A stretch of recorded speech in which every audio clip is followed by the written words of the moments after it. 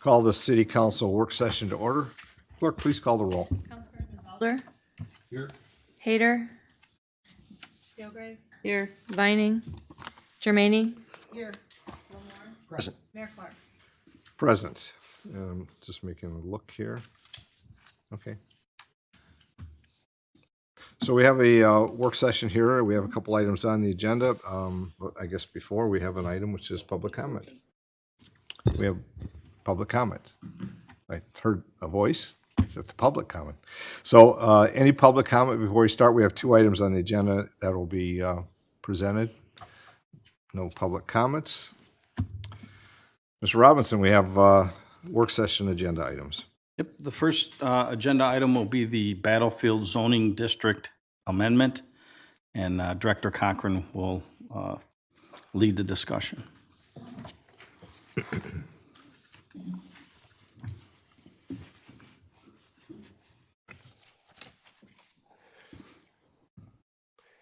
Good evening, Honorable Mayor, City Council. I do apologize if you'll get sick of hearing me talk tonight. We've got a few things to go through this evening. And I do hope as we go through this, certainly if you have questions or want to discuss any of these items, that feel free to interrupt me. We did build in some time to have discussion and dialogue about these items. And so as we're going through them, please feel free to share comments, feedback as we go. So the first presentation that we're doing tonight is an update on the Battlefield Zoning District in the zoning ordinance. So if you'll recall back in 2020, the overhaul and complete redo of the city's zoning ordinance really looked at every parcel, every district. And one of the new districts that was created was it's called the Battlefield District, and that was a district designed around the Heritage Corridor project area and the Heritage Corridor Master Plan. And so at the time, you'll recall there was a very arduous process updating the zoning code, and it was far from perfect. And so we knew we were going to come back and do a significant update to this zoning chapter. And so some of the revisions that we had to take a look at was the title itself. When we were working on the Orchard East Master Plan, some of the concerns that we heard from the neighborhood residents were that they were concerned the national park was going to take over their neighborhood.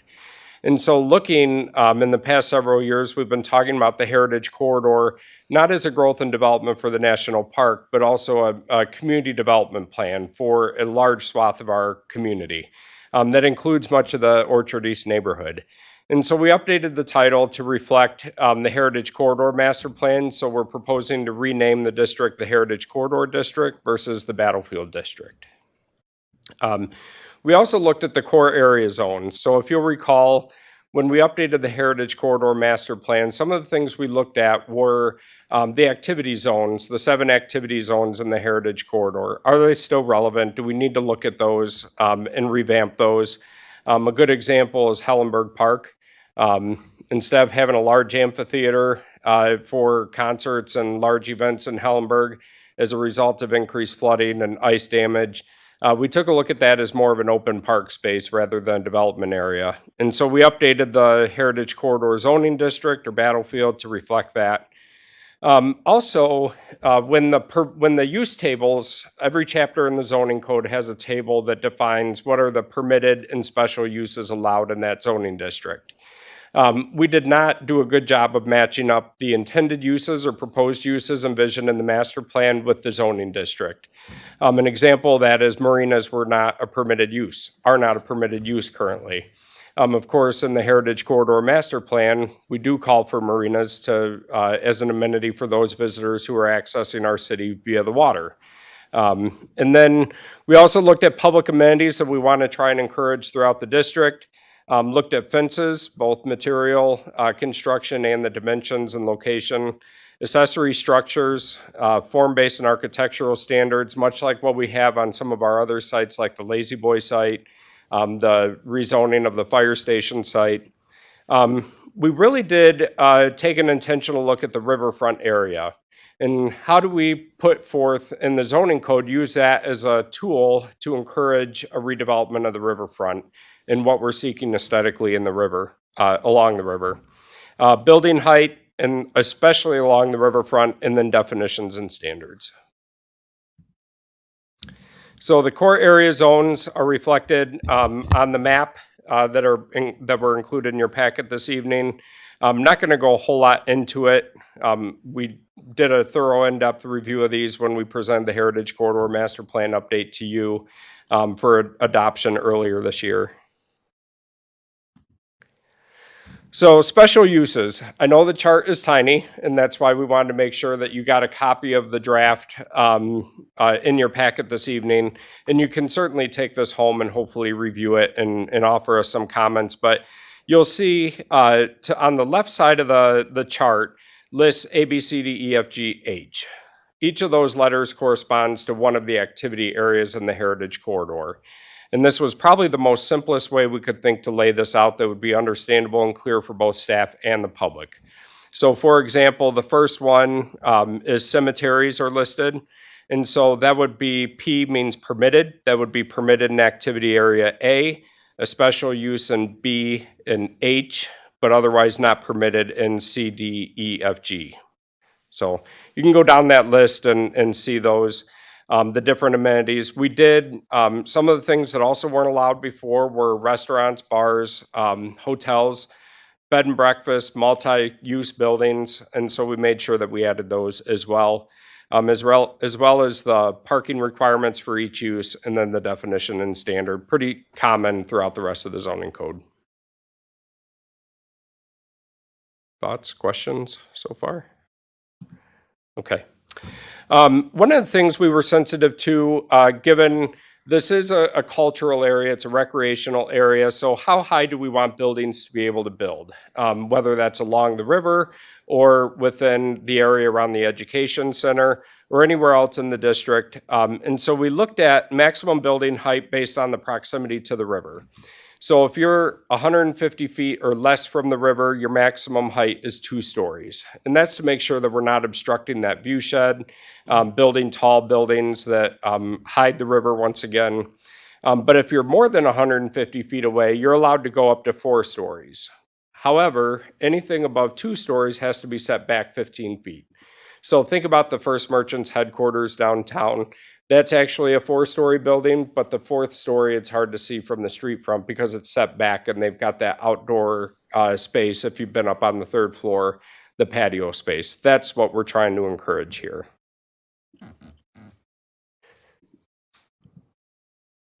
Setbacks. So dimensional setbacks, and I will say when Amy and I were working on this with our committee, we did take a look at the existing businesses that are in the zoning district as well on how these would impact them. So an example of this would be the Clam Digger. We had several conversations with Glenn from the Clam Digger, informed him of the proposed changes, got some feedback from him. But one of the things that was added was a setback from the river. So we included anything along the riverfront. There has to be a 50 feet public space in between the riverfront and the development. And I'll get more into that as we go through the presentation. One of the things that we did, however, recognizing that it's the intent to reconstruct the original River Raisin settlement around the education center and the national park property, is if there is historical documentation that showed that there were structures or buildings somewhere within one of these setbacks that would be allowed, so that our interpretation is correct in that demonstration.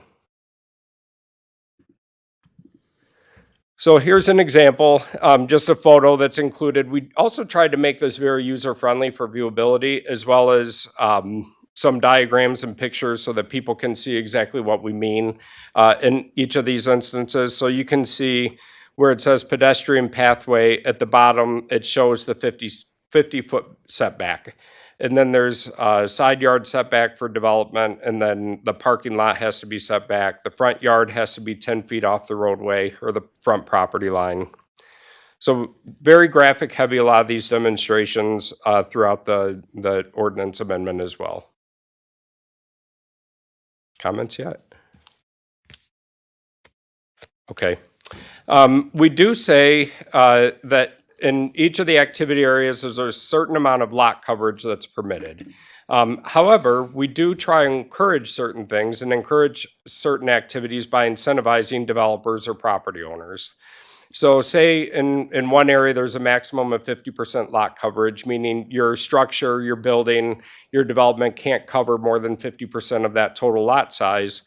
The Planning Commission may allow an additional 30% if there's a combination of any of the three things included in the site plan. So encouraging electric vehicle charging, stormwater management practices, best practices, public and cultural amenities like public art, benches, planters, things of that sort, bicycle storage and bicycle parking, and then sustainable development and site elements. So we incentivize developers to allow more density by incorporating some of these new elements into their site plan.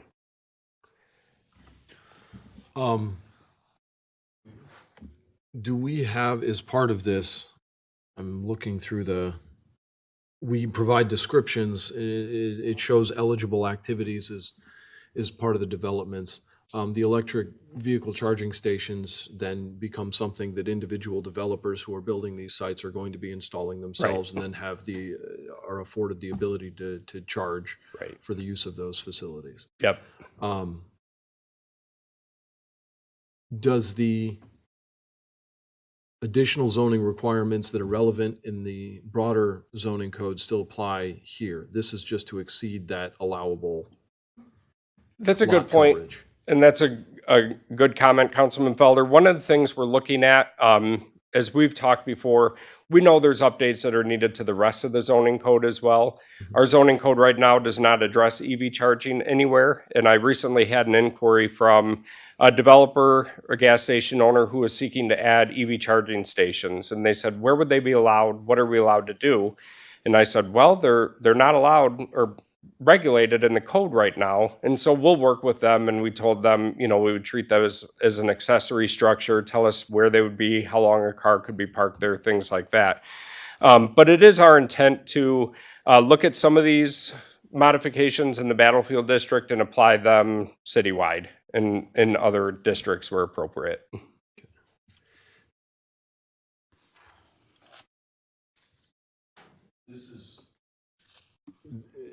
These allotments only affect how large you're allowed to make the parking lot proportional to the parcel size, though. Is that correct? And so if you're going to exceed that, we want some additional amenities as part of that. Yep. Is a primary use parking lot allowable in any part of this district? Yeah, so if there's a principal use, they're allowed to have a parking lot.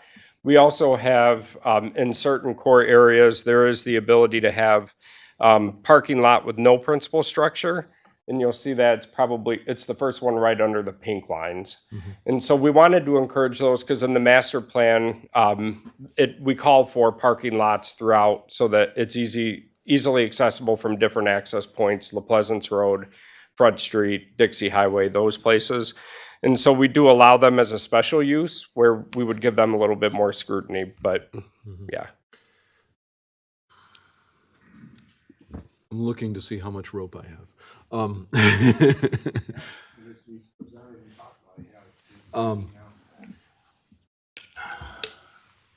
I'm thinking back to the proposals that we saw for the parking lot usage and the changes that are proposed, I think, later in tonight's agenda for what we're doing in the Battlefield. The footprint of that parking lot, although the capacity is not being improved in terms of its the number of cars it can hold, it's getting much bigger because the spaces are getting wider, and then of course we're requiring landscaping to be implemented as part of those improvements. Right. For existing parking lots, I worry that has some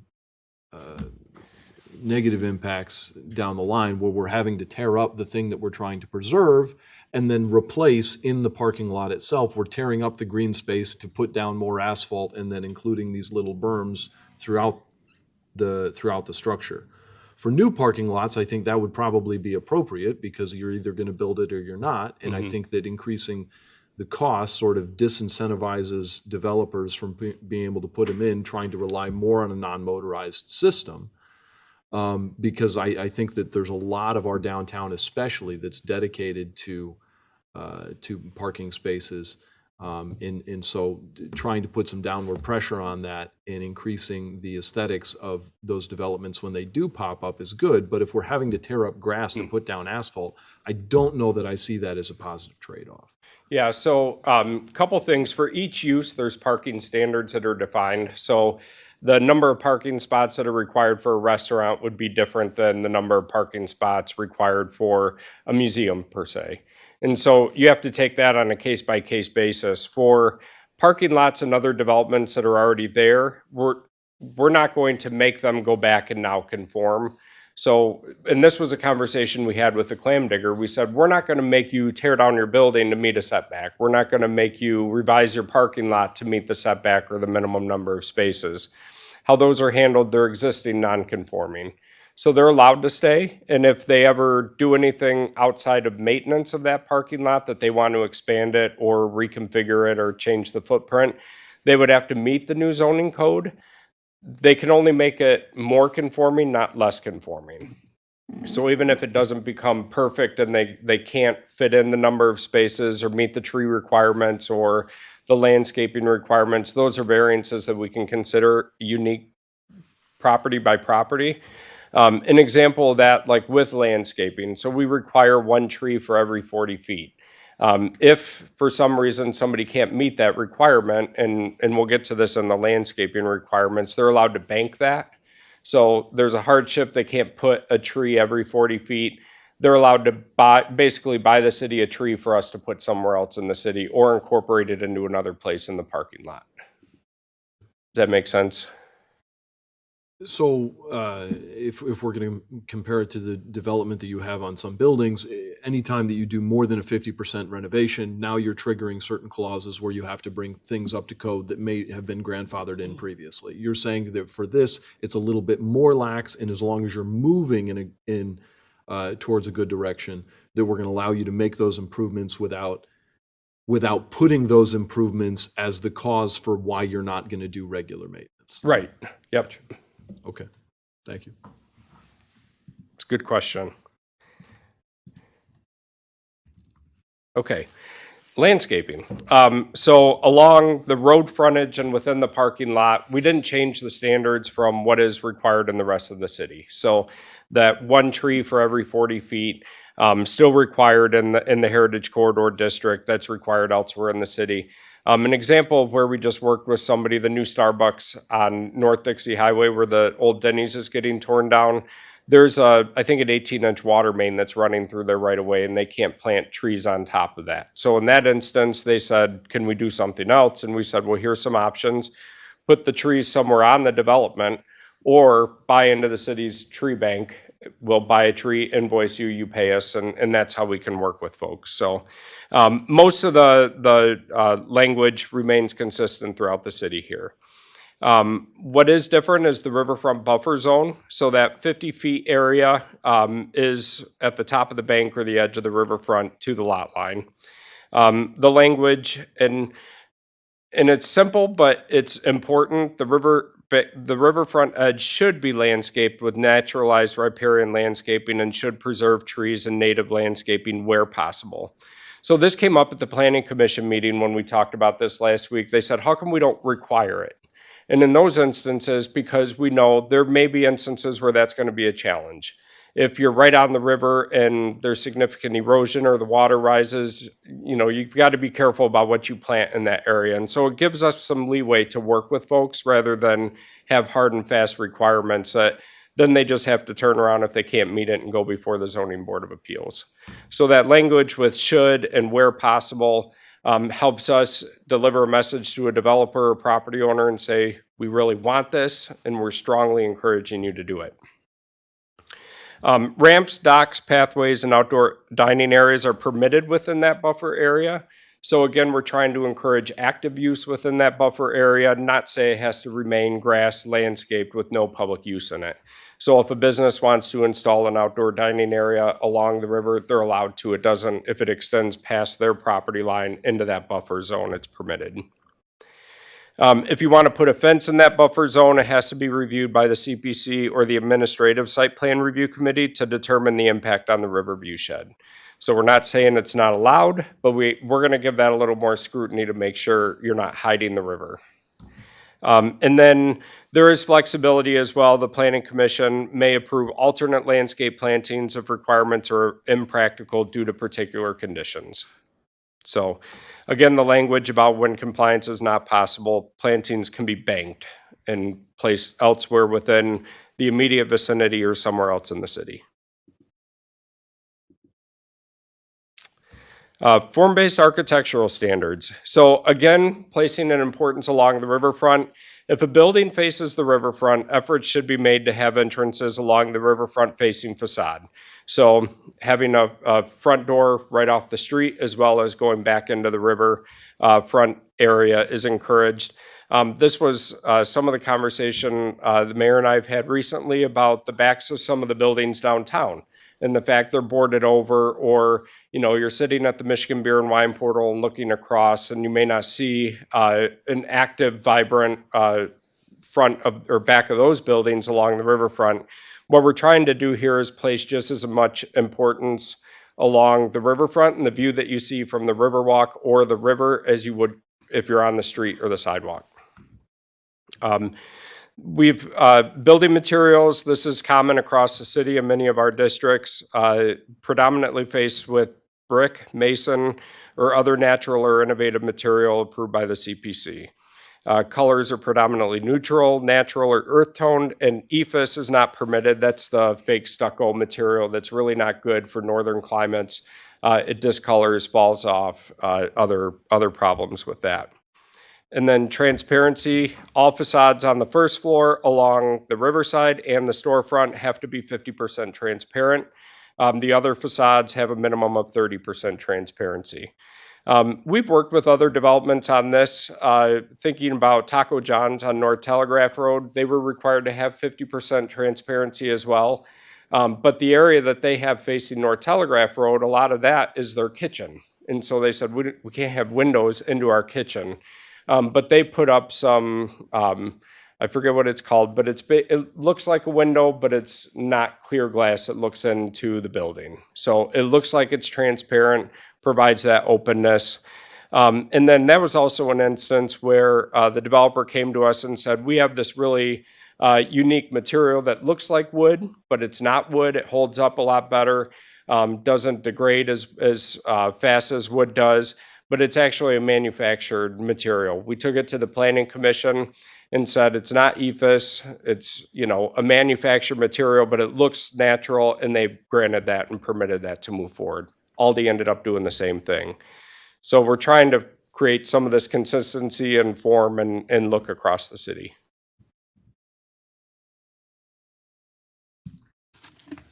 Parking location. The parking lot cannot be located between the building and the river. However, when a parking lot is adjacent to the river, it shall be buffered to preserve river views. I know that sounds kind of confusing, but if you have a building and the parking lot is next to it, because there's no room to have it in front, it's allowed to be there, but you have to landscape so that it doesn't take away from the view of the river. If you're on the river looking up, you're not looking at a parking lot. And it shall not be located directly along the river. It has to be set back. Outdoor dining permitted and encouraged along the riverfront. Plazas, parks, trails, outdoor dining, seating, public art, and other pedestrian-based activities are permitted and encouraged within the buffer zone. And planters with installed pots are encouraged in outdoor dining patios and must be maintained. Thoughts, questions? Okay. So form-based buildings shall have an entrance facing the water, shall have naturalistic landscaping designed to provide recreation, enjoy the river. Views shall be of high importance. And this was something that we put in, that the CPC may request an easement for public access along the River Raisin and or may require additional standards to help in the preservation of the riverfront and riverfront viewshed. So think about the Riverwalk, the downtown Riverwalk. If we ever want to extend that out into the Heritage Corridor, the Planning Commission may request an easement where the city could build that, and that would be a public amenity running through their private property. Again, not required, but we've got the ability to request that. Finally, the character appendix was the document that goes with it. It includes many of the graphics, including the zone map that was shown earlier on the slide, the setback examples, landscape diagrams, and sample graphics, examples of the architectural standards, and then we also worked with the Heritage Corridor Advisory Commission. These are the same fixtures that you see in the Battlefield Education Center parking lot project. We want them to be consistent throughout the Heritage Corridor, just as they are like downtown. And so these were elements that were recommended by the committee and selected for the parking lot. And so we're carrying those throughout the rest of the Heritage Corridor. So the next steps, you've got the draft document. Certainly, if you'd like to take a deeper dive into that, schedule some time to chat with Amy and I, we'd be happy to do that. We are working on the final draft. Even got some comments back today from some folks with a definition, for example, of what is an EV charging station. And so August 12th, we're going to have a final document, a final draft for the Planning Commission to hold their public hearing, and they make a recommendation to you. August 19th, you'll receive that recommendation and schedule the first reading and a public hearing, and then we're shooting for September 16th for the final approval.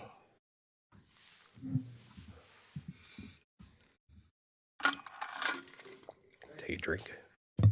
Any questions for Mark? I mean, this is the first presentation. Andrew? There's a lot of aesthetic components being provided to this. I think that what you guys have laid out is really going to make a beautiful historic district that really lends itself well to tourism.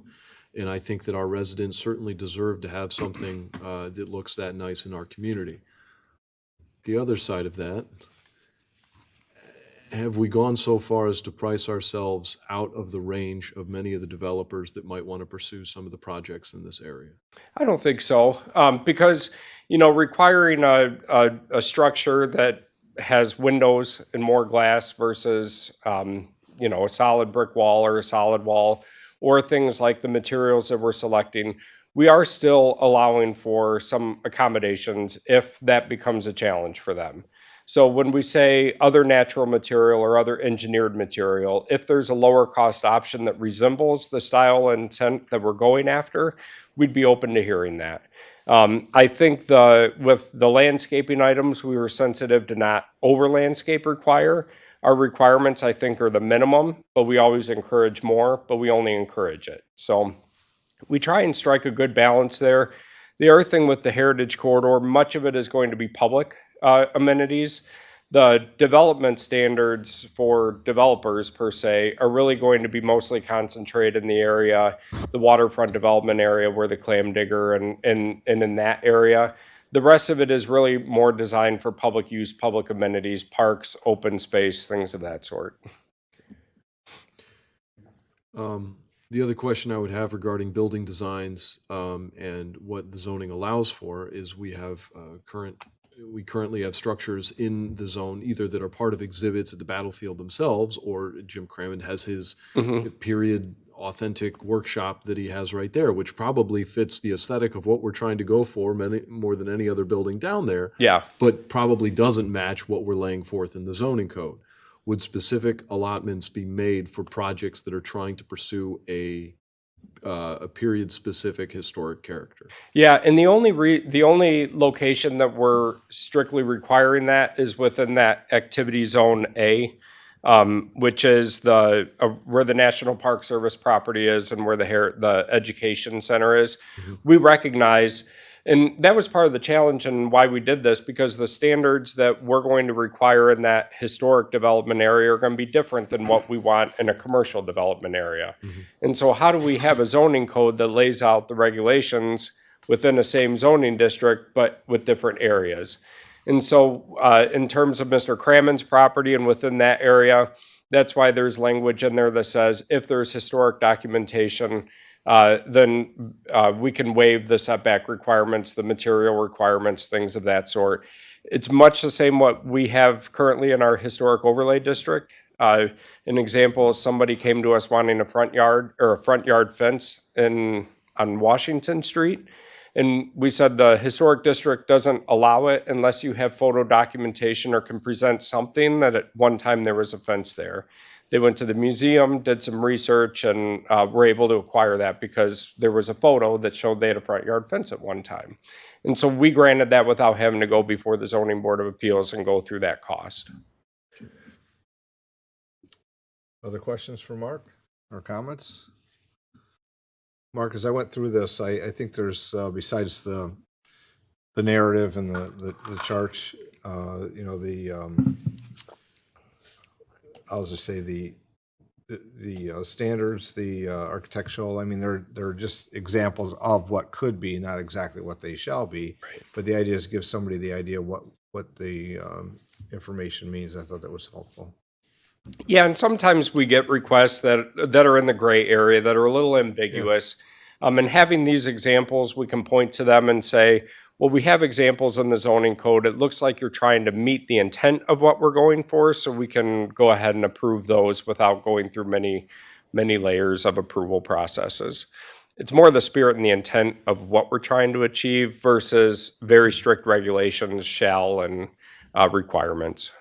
With that, I think just as we've done here in recent years with the zoning code and had improved that, just some of the renderings of displays, with landscaping and highlighting as you do, what's a screen, what's a, frontage or whatever.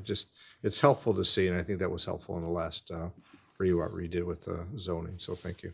Yeah, and a couple points of comments that we received from the Planning Commission, particularly Commissioner Duhamel. He was very interested in having native plants. So looking at our recommended plant list, the trees, the flowers, and when it comes to pollinators and things of that sort, making sure that we're encouraging and requiring native plants versus invasive or foreign plants. And so his perspective was really appreciated there.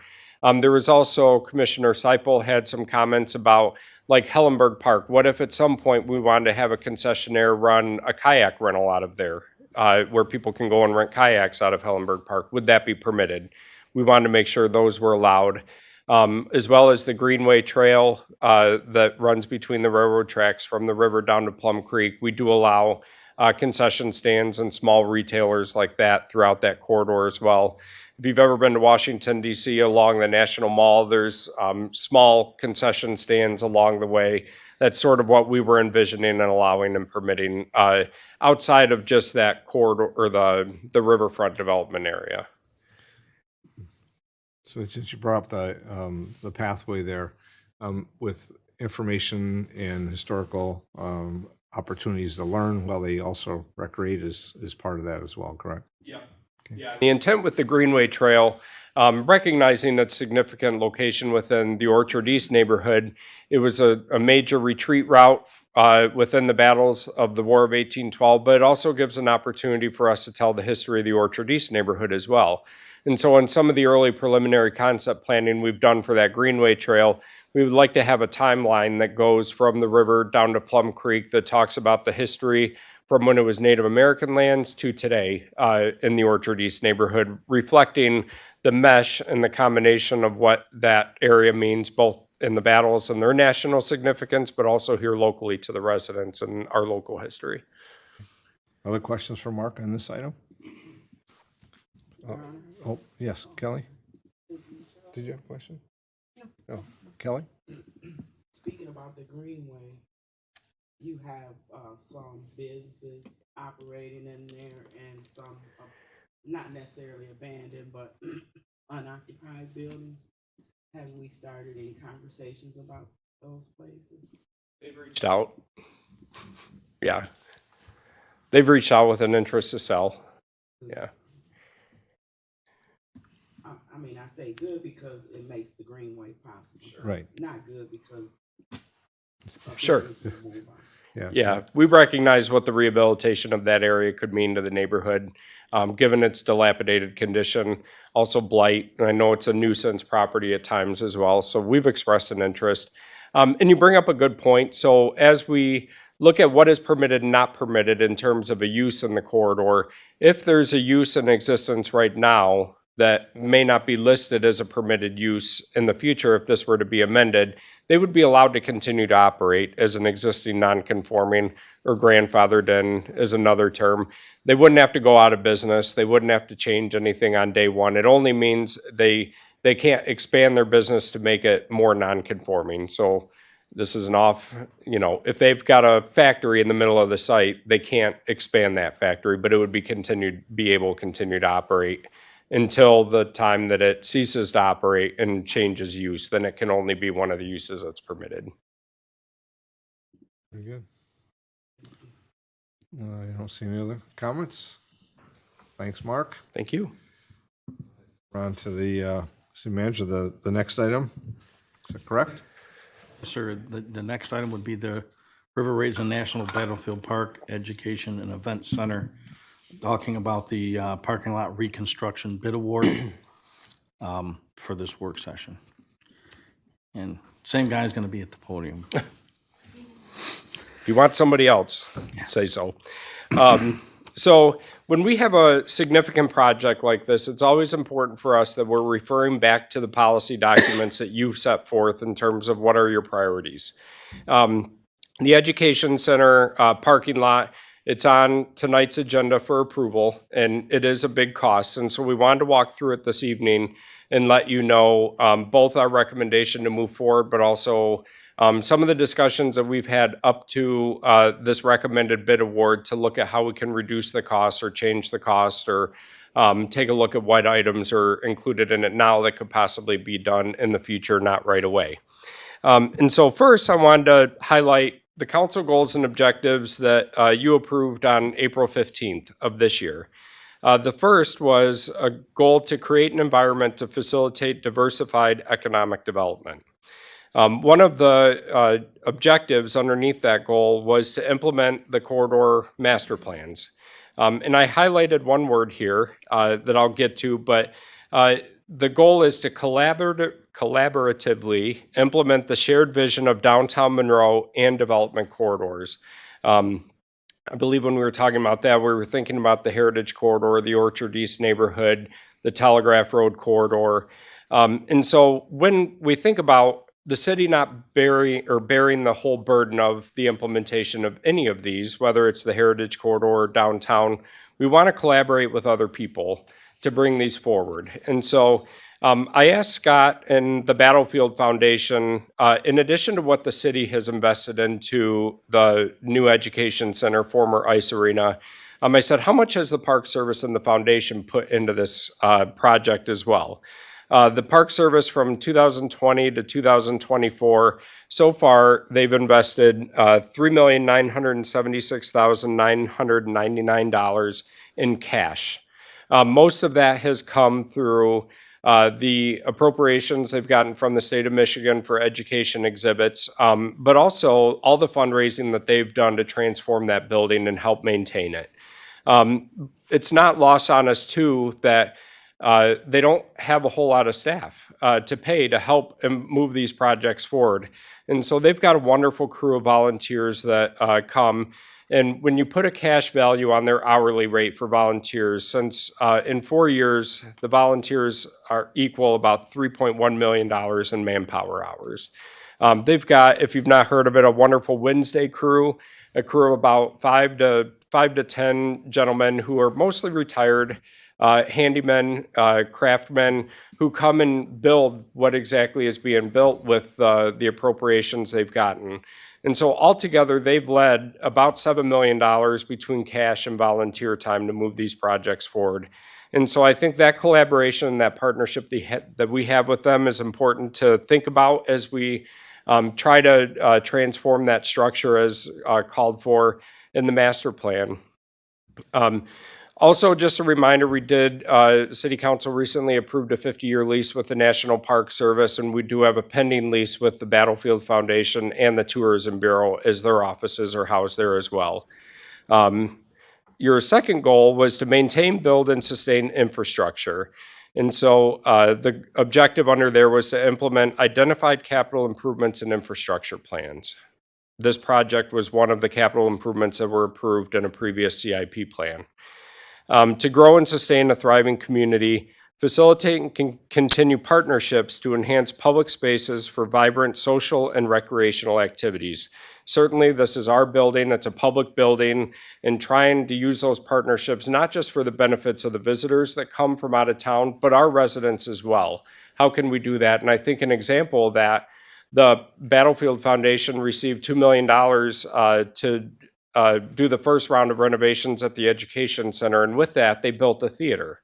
Well, when the park closes at 5 o'clock, the city uses that multiple times during the wintertime for movies that are free for our residents and their families. And we have partners like the YMCA that come and hold activities for families to enjoy. And so those partnerships and using those spaces in a shared space is what we continue to hope to grow as part of your goal number 4.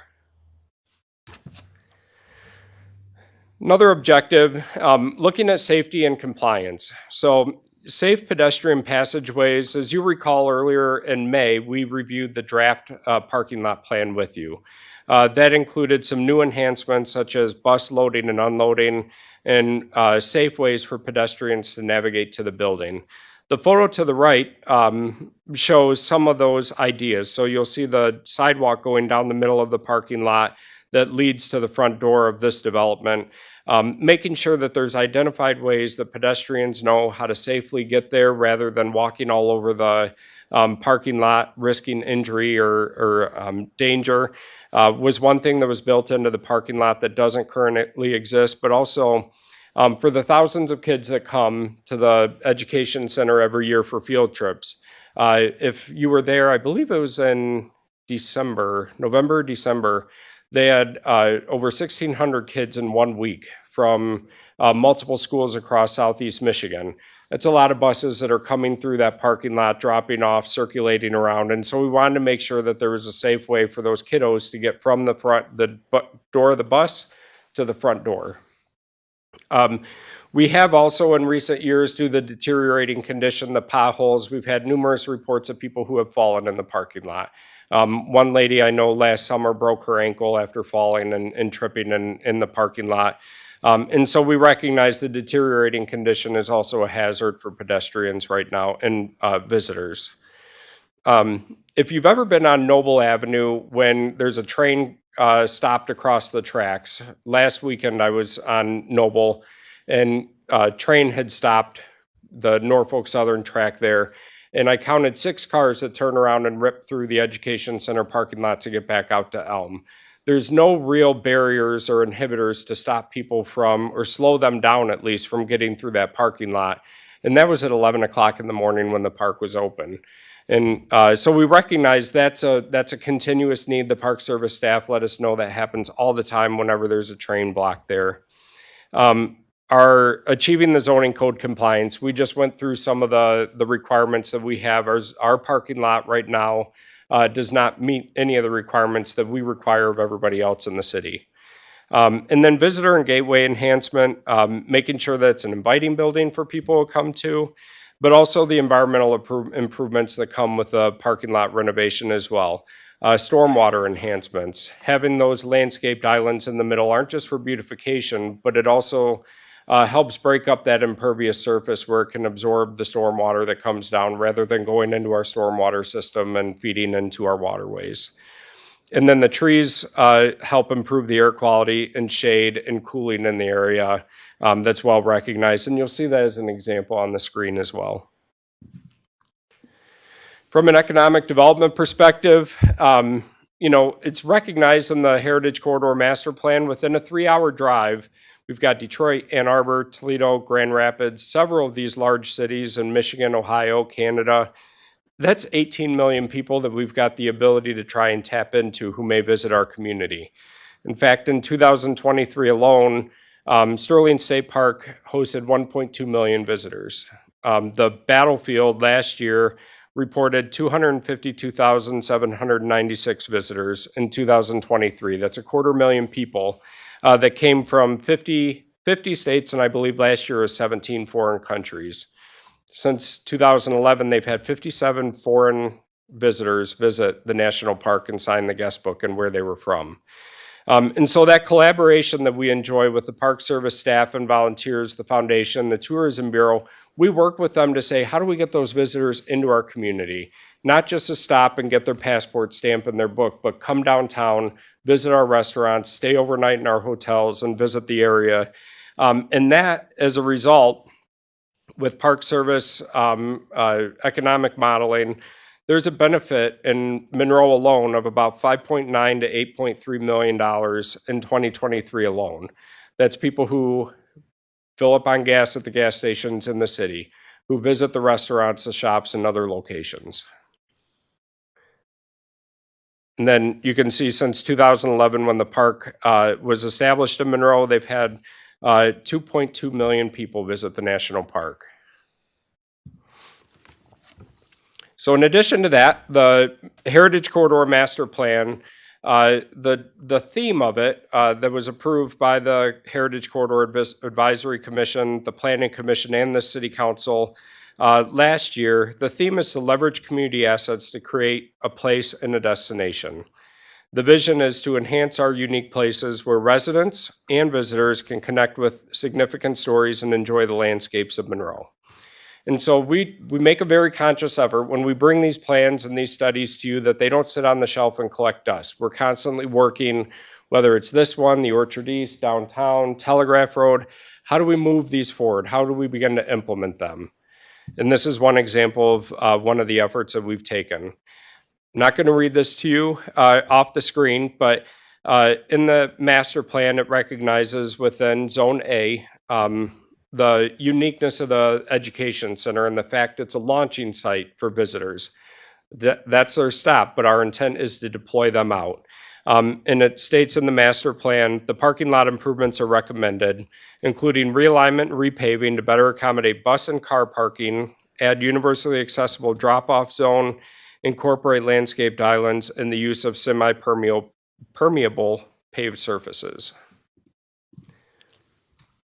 It also calls out the Dixie Highway beautification, which we know has some challenges to it, and the master plan calls out. It wasn't fully implemented, I don't think, as it was envisioned in the 2013 master plan. The landscaping needs some work. It doesn't have irrigation, and so we struggle sometimes to keep plants alive in there. And so repairing and looking at those landscape islands is actually part of this project. You recall from the site plan that we reviewed with you in May, we have to revisit and reconstruct some of those islands or take away from them to accommodate the two new entrances to the parking lot. And so part of this, I know we've been meeting with Director Lewis and his staff about what are some possible improvements that we can make to the landscaping in addition to this project to address that, those deficiencies. Any questions so far? I take a drink.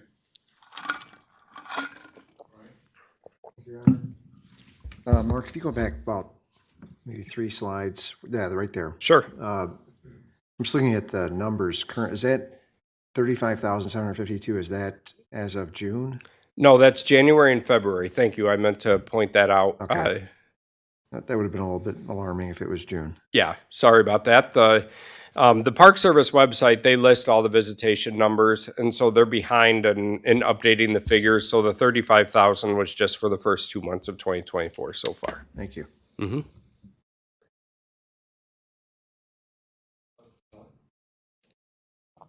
Couple slides forward.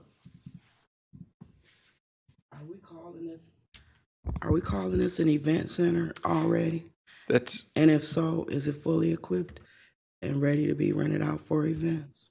a great point. Maybe I should have read the paragraph, but in Zone A, it talks about the existing center is a key arrival destination for visitors, but it also contains a large event center for conventions, trade shows, special events, and other community events. Thank you, Councilwoman, for stopping me on that one. In the partnership that we have with the Tourism Bureau, they have started quietly, and I'll say we've enjoyed a great relationship with the Tourism Bureau as of late. They've been making great strides and reaching out across the state at peers and partners and event organizers, and they've quietly been starting to promote the event center. And Alicia Cooley at the Battlefield Foundation tells me that she's had a lot of inquiries for a whole host and array of events. The struggle, we can't take those right now because we don't know when the parking lot's going to be under construction. And so we don't want to schedule them if folks aren't going to have a place to park.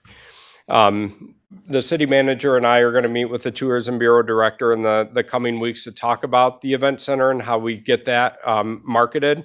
The intent too is in the revised lease with the Battlefield Foundation is for the city to take over the operations of that event center until we find another partner.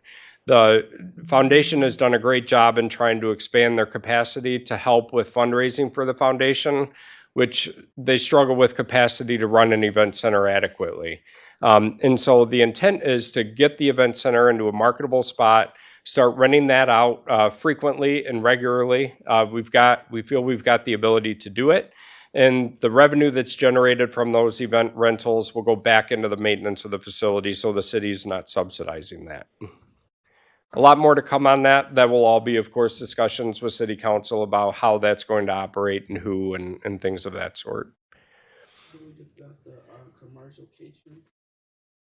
Yeah, that was a capital improvements program request, and we've revisited that and looked at as an event center. Do we really need to spend that significant amount of money on a full commercial kitchen? Once we looked at and started having conversations with an architect to transform some of the space for that use, what we had budgeted in CIP was not nearly adequate. And so we looked at, for a 1,200 person event space, are they going to use a commercial kitchen or will it be catered off-site and brought on? That's fully expected that that's an available option as well. But there's other needs for the event center side of the building that are higher to make it a marketable space, like dealing with the acoustics and the sound of it, than building a commercial kitchen right away. Thank you.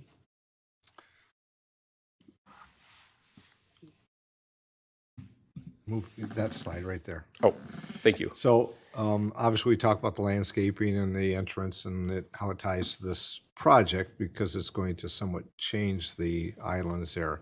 But also, when I look at this photograph, it's great because it tells us so much where we're going, and maybe just a quick update regarding X. I see the electrical lines, the sign, and many things that are there. Yeah, thanks, Mayor. Actually, I got an inquiry from Don Lito over the weekend, who was driving down Noble and said, what's happening on the south side of Noble against the Mason Run vacant property? That's ITC. They're preparing for the overhead line relocation project that we've been talking about with them for years.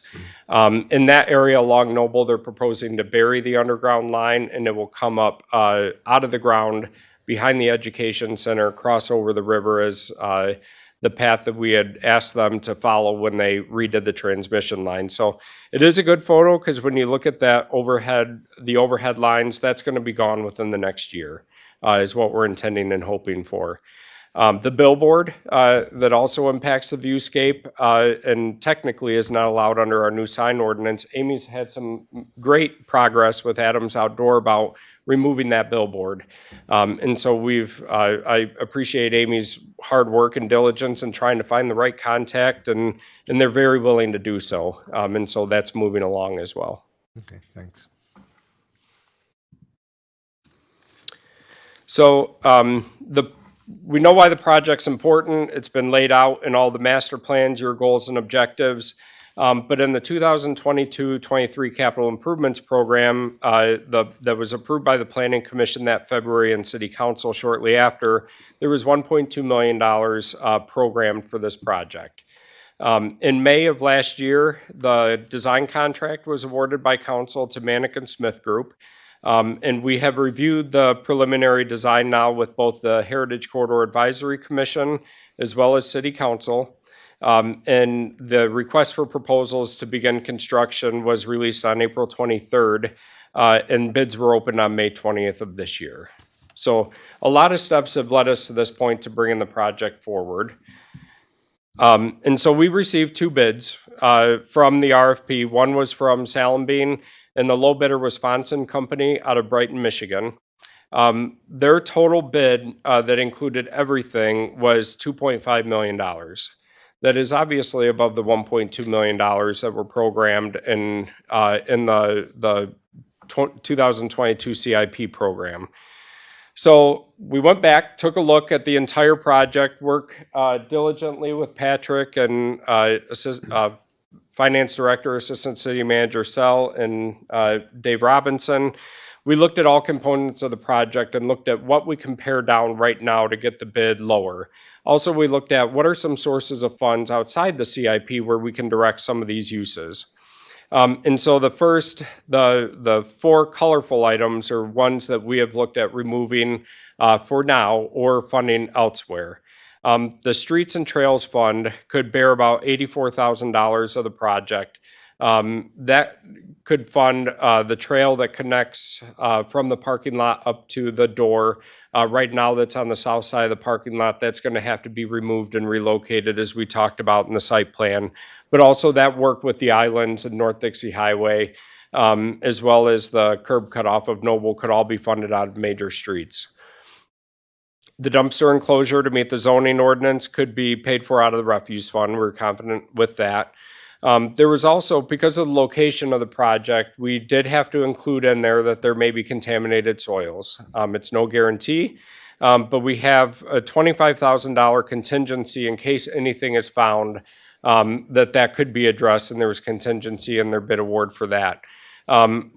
We looked, that's eligible costs that could be helped with funding from the Brownfield Redevelopment Authority. And then there were some elements that we decided to postpone. And that included, there was the Gathering Plaza just to the left of the building. There was the patio right outside the South Event Center, the sidewalks that connected those items to the building. Also, the EV charging station conduit. This was conduit that was running from the back of the building to it would be the southwest corner of the parking lot. That conduit was removed. It was rather expensive to have it installed. However, we did include and left in the sleeves underneath the new infrastructure we're installing, so that if we do go back and install EV charging stations or the park service, that we wouldn't have to rip up that infrastructure to install them, that the sleeves will be there for that. The DT lighting removal, the parking lot removal, and the installation was previously approved by council already. There's about 5% in construction contingencies in the bid award. Manikin Smith Design was a contract that you had previously awarded, and then Manikin Smith assistance through the construction for design review, landscaping approvals, etc. $30,000 for the engineering department staff to charge back their time to this project, and we estimated that, as you'll see, about 500 hours for Jacob and Patrick in the engineering department. Materials testing, $10,000, and then another allowance was archaeological services, recognizing the cultural landscape we're working in here. If anything is found, this is an allowance to help us evaluate and examine that if work were required to stop. And so after all of those removals and postponements and reassignment, it brought us down to $2,480,000, with $84,000 coming from Streets and Trails, $27,000 from Refuse Fund, and Brownfield, $25,000 if we need it. And so earlier this year, you had authorized the finance director to issue bond, or I'm going to mess this term up. Sure, that'd be helpful.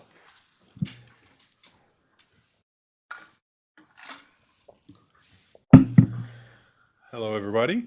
I think it was February, you approved a notice of intent to issue capital improvement bonds in the amount of, I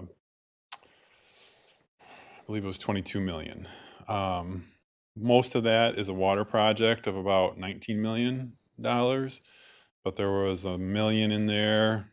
And when we set that 22 million, we set it high because, you know, we're not planning to issue these bonds until January, so we're really estimating high on some of these. We hope we're estimating high on some of these things. So there was 19 million in there for water projects. There was $2 million that we put in there for this project, and 1 million for trucks that we approved purchasing for DPS. So the trucks for DPS are only going to be about 560,000, I believe, if I remember right. So that difference there, the 400 and some thousand, would then be added to the 2 million that we put in there for the parking lot to get up to the number that you're looking at there. So that's how it's to be financed. It would be a 20-year financing. Originally, we had planned to, when we had it in the original budget, it was in there about 1.235 million, and we were going to do it with an installment purchase agreement over 10 years.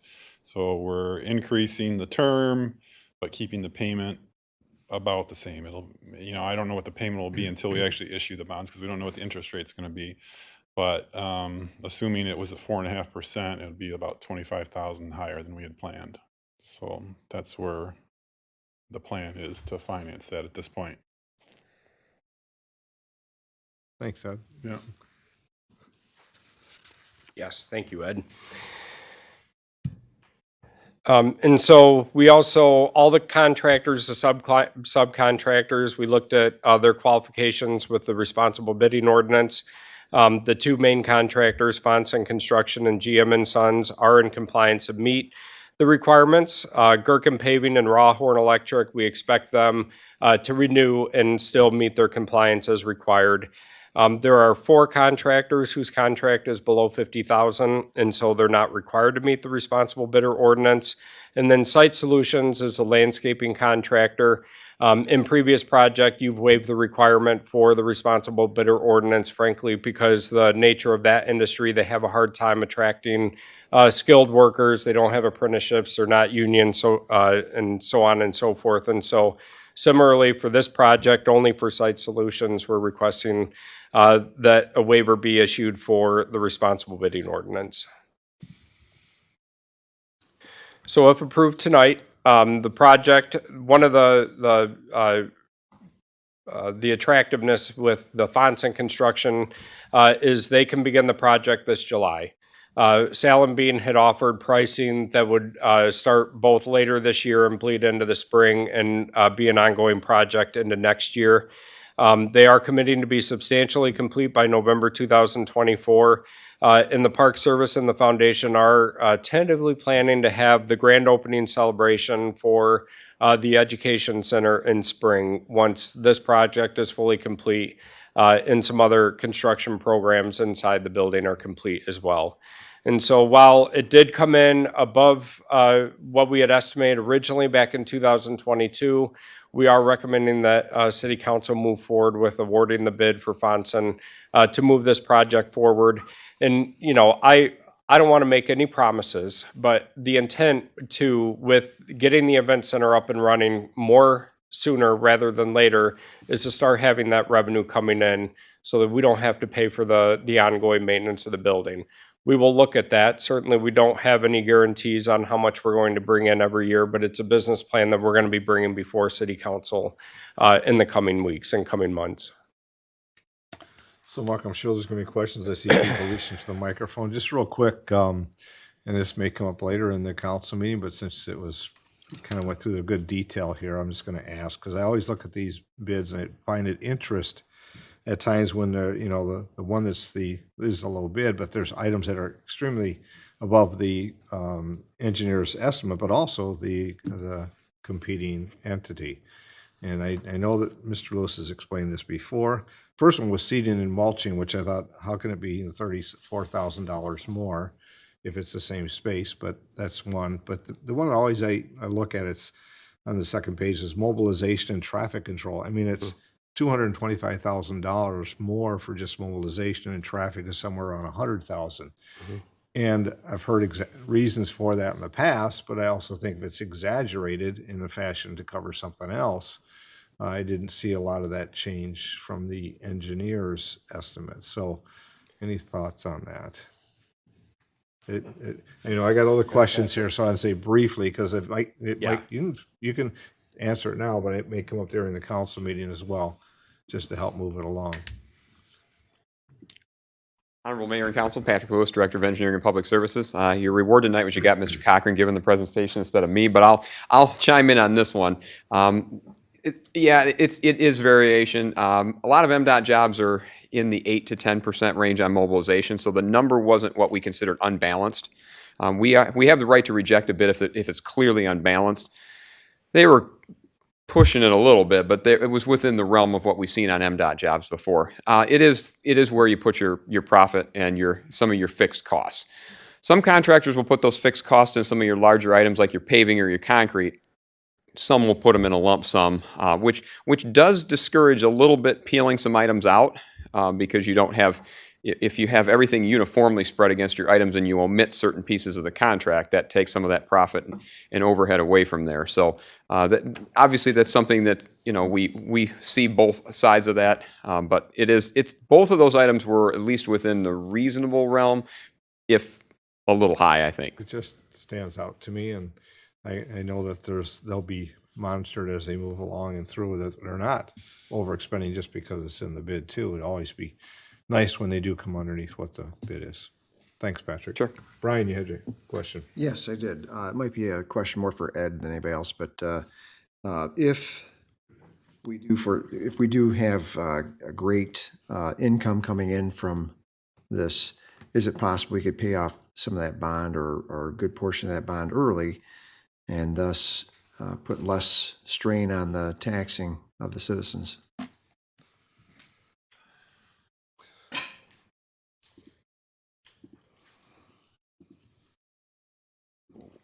Well, I would say you're not going to be able to pay the bond off early, but you can use those proceeds towards the bond payment versus having, Right. Property taxes or some other revenue source pay that. There's a time frame where we can look at, if we went gangbusters and got a lot of money in there, there's a time period where we can look at refunding or totally paying off those bonds, but I doubt that money would get to that much. But there is a time frame about 8 to 10 years in, likely, where we could look at refunding and maybe getting a lower interest rate on them, but usually not paying off early. So Yeah, I recall that we've had those examples where we've refigured based on the interest rate and the amount that was reduced some liability in some past years. yeah, I mean, you're selling these in the open bond market, and people are buying these are investors, and they want to be assured that the bonds that they're buying are going to provide the return that they're paying for them. So that's why there's not much of a chance to just pay them off ahead of time.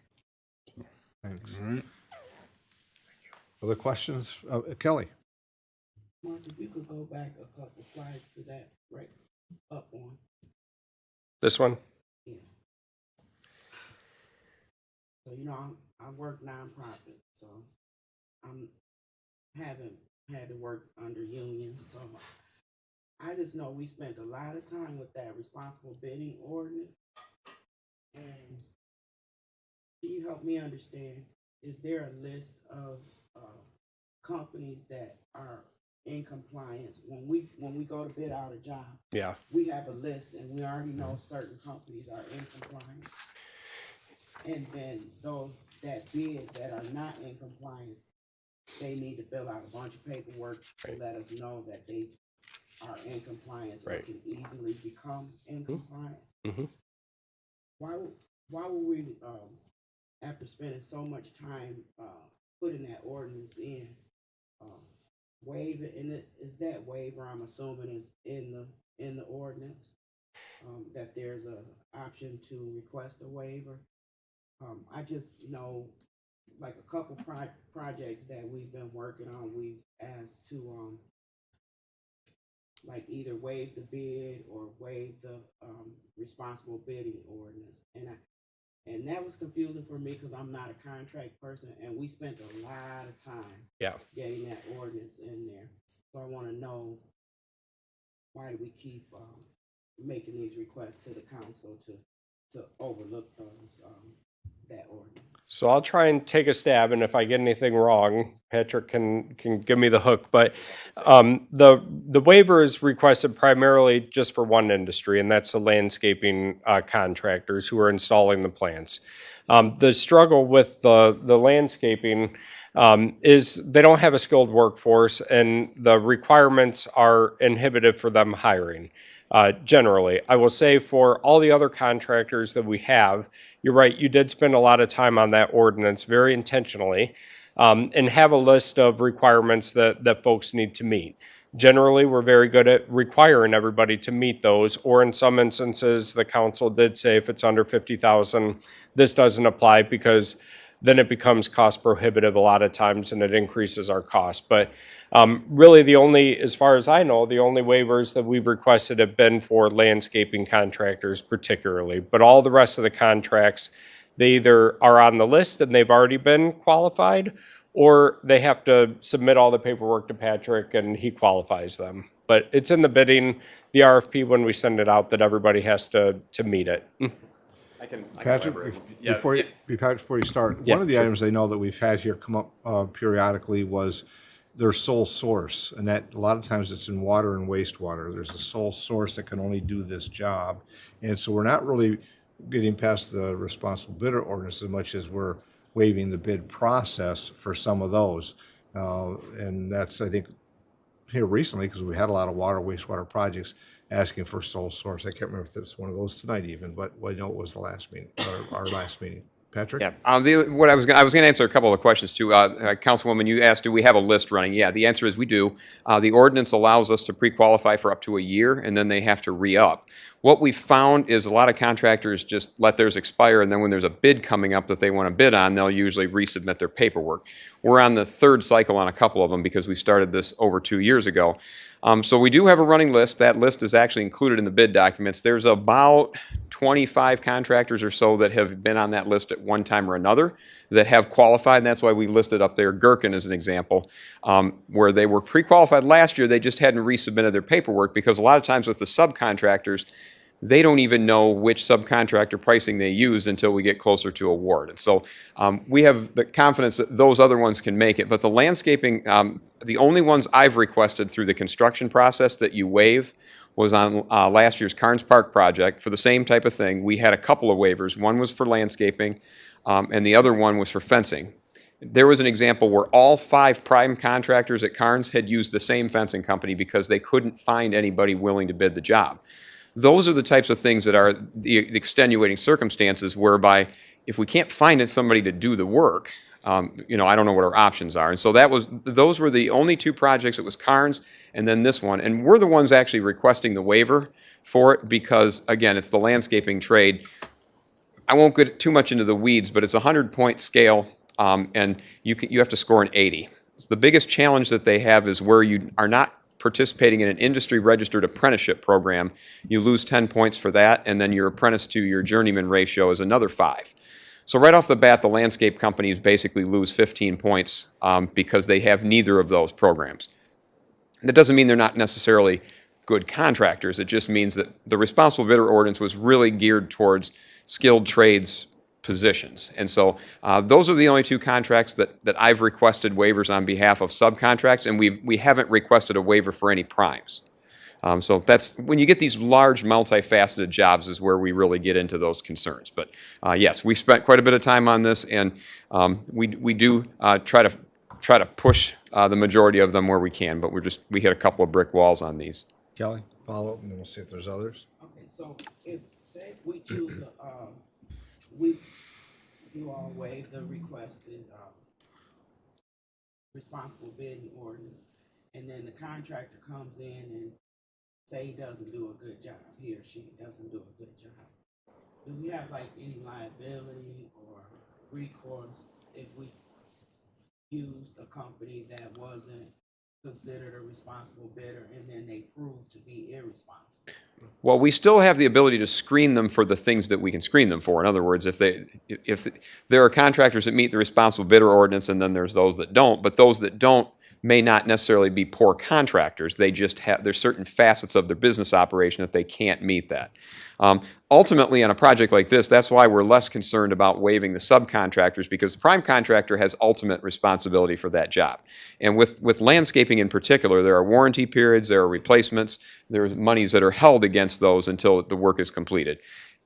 I don't want to say landscaping work's not important, but it's not typically something where people are going to be harmed by poor workmanship. It's just, we might have to work a little harder to get the plants to grow, get them back here multiple times to get things thriving. So that's another reason we're not overly concerned.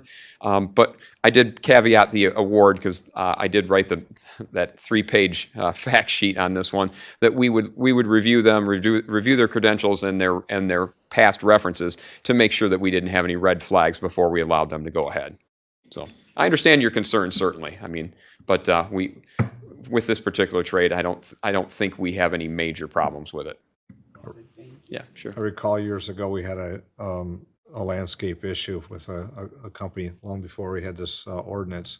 And it was 5 years before, at least, before that contract was closed out because we wouldn't release the funds until they came back and fixed what needed to be fixed. But that was a separate item. It was the sole, it was the primary, and it was, we were able to do that. Andrew? Yeah, we do also, I believe, have clawback provisions in most of the contracts that we put forward with these, with the contractors. So if they're not executing on the scope of work as it was set forth, there is action that we can take. Certainly, yeah. I mean, it varies based on exactly what the problem is, but yeah, typically it's just we hold 5% of the value of the contract until everything's done. So I mean, on a contract of $2.5 million, that's a sizable amount of money. So, you know, over $100,000 is worth them coming back to make things right. Certainly on the landscaping trade. But yes, in general, we have those clawback provisions. I've had to terminate 1 or 2 contracts since I've been here. It's not a pretty process, but I don't anticipate that would be the case here, but it would be individual trades that we might have to do some remediation on, if anything. In the cost adjustment section that we put forward, and it looks like one of your Excel spreadsheets, Patrick. My fingerprints on something. Yeah, I've worked here long enough to know engineers Patrick Lewis look a spreadsheet. certain way. A lot of there was some money that was added, and there was some scope that was removed as cost save. I will hearken back to the parking lot discussion that we had previously in this work session regarding, I'm not going to say over engineering, but there's a lot on the parking lot layout that isn't parking lot. Now, I think that some of that does add to the aesthetic character and air quality and cooling, and those are all real factors. But the other real factor that we have to consider is, you know, $2.5 million at a 4.5% interest rate for a parking lot. Well, and primarily the items that were removed, you'll see the $330,000. The largest chunk that we looked at was the landscaping, which when the bids came in, the sum total of all the landscaping was close to $500,000. 480. What's that? 480,000. Yeah. The highest. Which 187,000 of that was the irrigation system itself. And so what we did was we went back to the landscape architect. I took the first cut at it and said, "Can you do it for 200?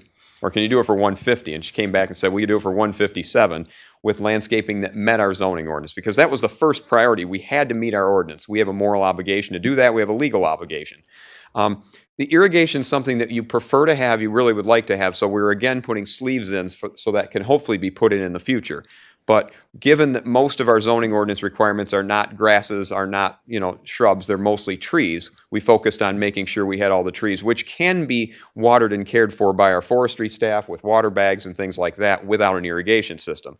So we saved the $187,000 on the irrigation system. We saved quite a bit on some of the grasses and things like that. And then a few other things, the gathering plaza. But the majority of that, probably 2/3 or more, is in landscaping reductions that we can piecemeal back in down the road. And I think that was one of the things, if we find ourselves with $40,000 or $50,000, we can do a few more of these things back in and eventually hopefully get the irrigation system. Do we have any idea of the tree species that we plan on installing there? No, I should have been prepared for that for you asked me. Yes, we have an idea, but can I tell you off the top of my head what they are? No, but if you give me 5 minutes, I can. Okay. Ms. Arend has those. Okay. I will get to why I'm asking that question, which probably is more The pertinent. native question, probably.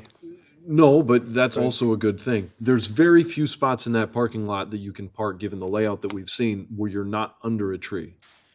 And as many people with cars know, depending on the tree that you parked under, it may look different when you get back than when you left it. Yeah, right. These are all real things.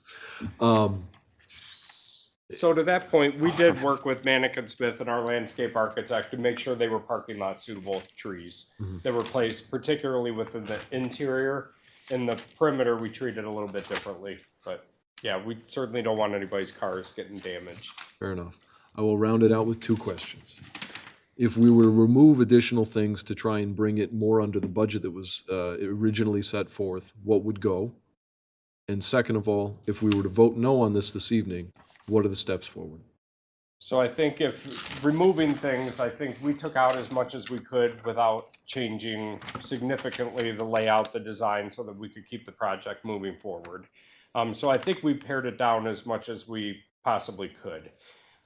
If we're turned down tonight, there's always the option to go back out to bid and see if there was a more favorable time to bid the project. In our conversations with some of the contractors, we said if we hold off, put it out to bid later, our price is going to be better. Likely not. We may not. It's a gamble. We may get more contractors that bid for it. We may get the same too with higher prices. And so we did explore that and have some conversations with them to see if we could possibly widen the pool. The other challenge was with bidding this out right now is a lot of contractors already have all their projects lined up for this year, and we were hoping to get the project done this year. And that's why we issued in the RFP, we did say if they wanted to include 2025 prices to put in a bid to do the project next year, we welcome that as well, and we still only got 2 bids. Yeah. To answer your questions on the trees, No, you want to know? no, 'cause we have about 5 minutes, so. Well, we've got some autumn brilliant service berries, river birch, which is a native, thornless honey locust, Kentucky coffee tree, which I believe is native, American sweet gum, sycamore, red oak, and bald cypress. Those are your deciduous trees, and we have some Black Hill spruce also.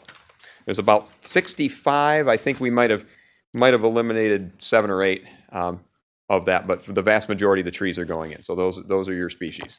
So Councilman, I think your comment is great because I think it's, how do we balance it and how do we do it? And of course, if you're adding those, and I think one of the other items that I looked at it, maybe it's because on the Heritage Corridor Commission meeting, having sitting there through those meetings, was the safety. The current configuration and what first came out was having it where you would come in the driveway and you were simply going down the aisles. Then you're just kind of zooming in and you're able to get right back out to the exit. This configuration has to be slower. Plus, I think it was mentioned earlier by Mr. Cochran, those are coming off of Noble and cutting through. They just had to get past the first curb in current situation, just barrel across the parking lot.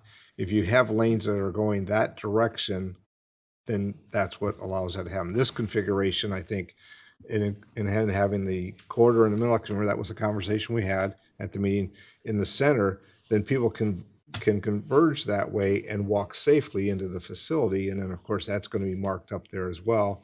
And the buses are not going to be in this location, but more off of that space between Noble and the building itself, how they'll queue in there. So it's really about trying to manage the traffic, manage it safely. And, that's just another aspect of it, I think, is how the design came to be, at least what was being presented. The landscaping, I think, was the item that I looked at when the significant amount that was on the subcontractors list. So I appreciate the work done on that to get it at least somewhat lower. So I guess final comments, because we got about 8 minutes before we need to queue back up. Quick comment. Michelle? Thank you. I just want to remind everybody, I know we have a sense of urgency because we are in direct competition with another township. I keep that foremost in my mind because we need to. That's all. Thank you. I guess on that point is, we're getting calls now to use the facility and we cannot because besides the air conditioning's in and there's opportunities that have been presented. They were a year ago before the air conditioning and they're calling back. I mean, you can get robotics and those kids just they don't care how loud it is, but they just, the louder the better, right? But what they're looking for is how do we make that baffling and that other accommodations? And we're not going to do that without revenue. We're not going to have revenue until we start to rent the facility out greater, whether it be the current foundation or the next organization we find is going to manage it. And if you can't park there, you won't get anybody. So it's it all kind of rolls together for me. So, Brian, last comment, and then we'll Last have to comment, move forward. yes, promise. Um, As Councilman Felder was alluding to, I know you said that you pared it down as much as possible. And what about just paving the thing over, putting some islands in to make sure that that traffic flow doesn't go through, straight through?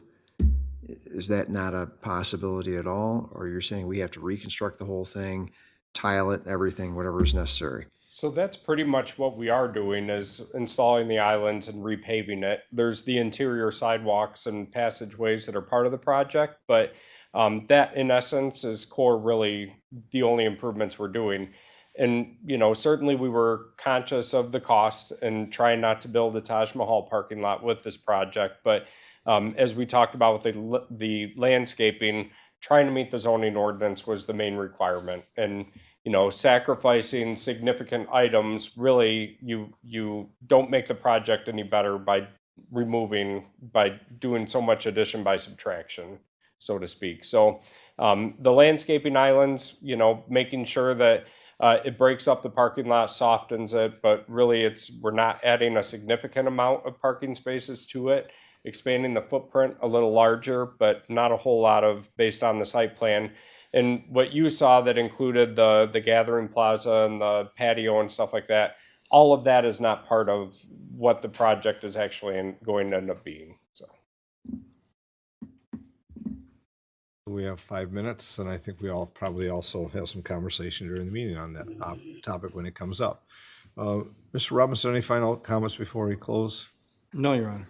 Okay, so if there's no others, we can just adjourn me, or Brian? Is he going to request any amendments to the agenda that we know of? Mr. Robinson, any amendments that you're looking for? But there is one item you're looking. Looking to pull 4716 from the consent agenda, just so that there is some conversation on that, as I have received a couple questions and some clarification would be needed, I think necessary for council. Amendments to the agenda, but you're asking a council person to pull. Council person to please pull that agenda item from the consent and put it on action. 4716 for further discussion. 4716, yes. So if there's no other comments now, clerk, I'm looking to you as well. Good. All right, we'll adjourn the work session. We'll be back in about 4 minutes.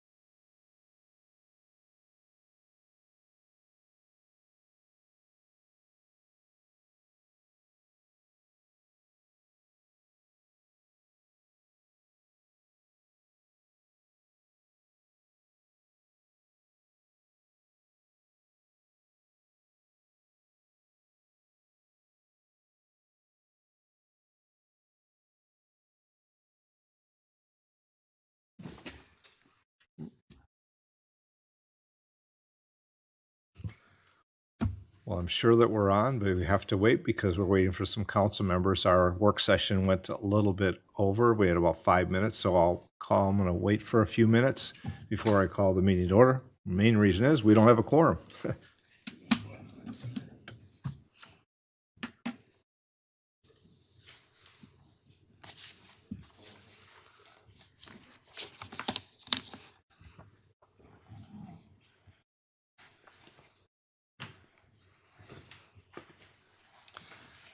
While we have a quorum now, we'll still wait until we get the council members that are here present this evening.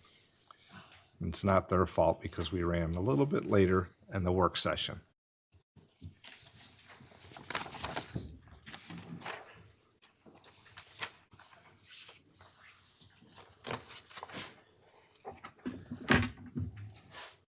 Okay, good. At this time, call the city council meeting to order. Clerk, please call the roll. Councilperson Felder. Peter. He's excused, and also for our work session earlier, I should have made that comment, he's excused. I apologize. Steelgrave. Vining. Jermaine. Wilmore. Mayor Clark. Present. I'd ask we all please rise for the invocation. Remain standing for the Pledge of Allegiance. Grant us the strength to manage the challenges ahead and the wisdom to identify opportunities as we strive to serve our community. As we make decisions, grant us the gift of an open mind, the willingness to learn, and the humility to accept the ideas of others. I pledge allegiance to the flag of the United States of America And to the republic for which it stands, one nation, under God, indivisible, with liberty and justice for all.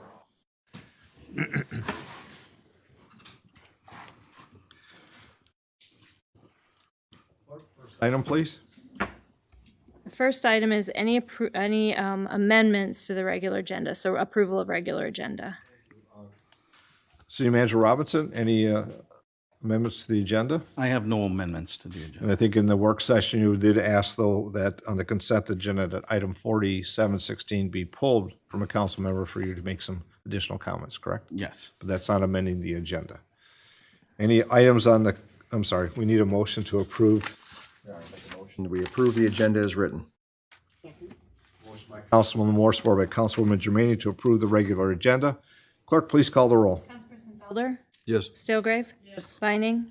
Jermaine. Yes. Wilmore. Yes. Mayor Clark. Yes. Next item, please. The next item is the consent agenda, and for item B, approval of payments, the amount should read $1,678,054.13, 1678054.13. Thank you. Are there any items on the consent agenda that council wishes to pull for further Your Honor, discussion? I'll pull item number 4716 for further discussion. Thank you. Any other items council wishes to have pulled from the consent agenda for further discussion? Seeing none, are there any items on the consent agenda those present here this evening wish to have pulled for further discussion? I see a few new people here this evening, so what I'll just kind of explain.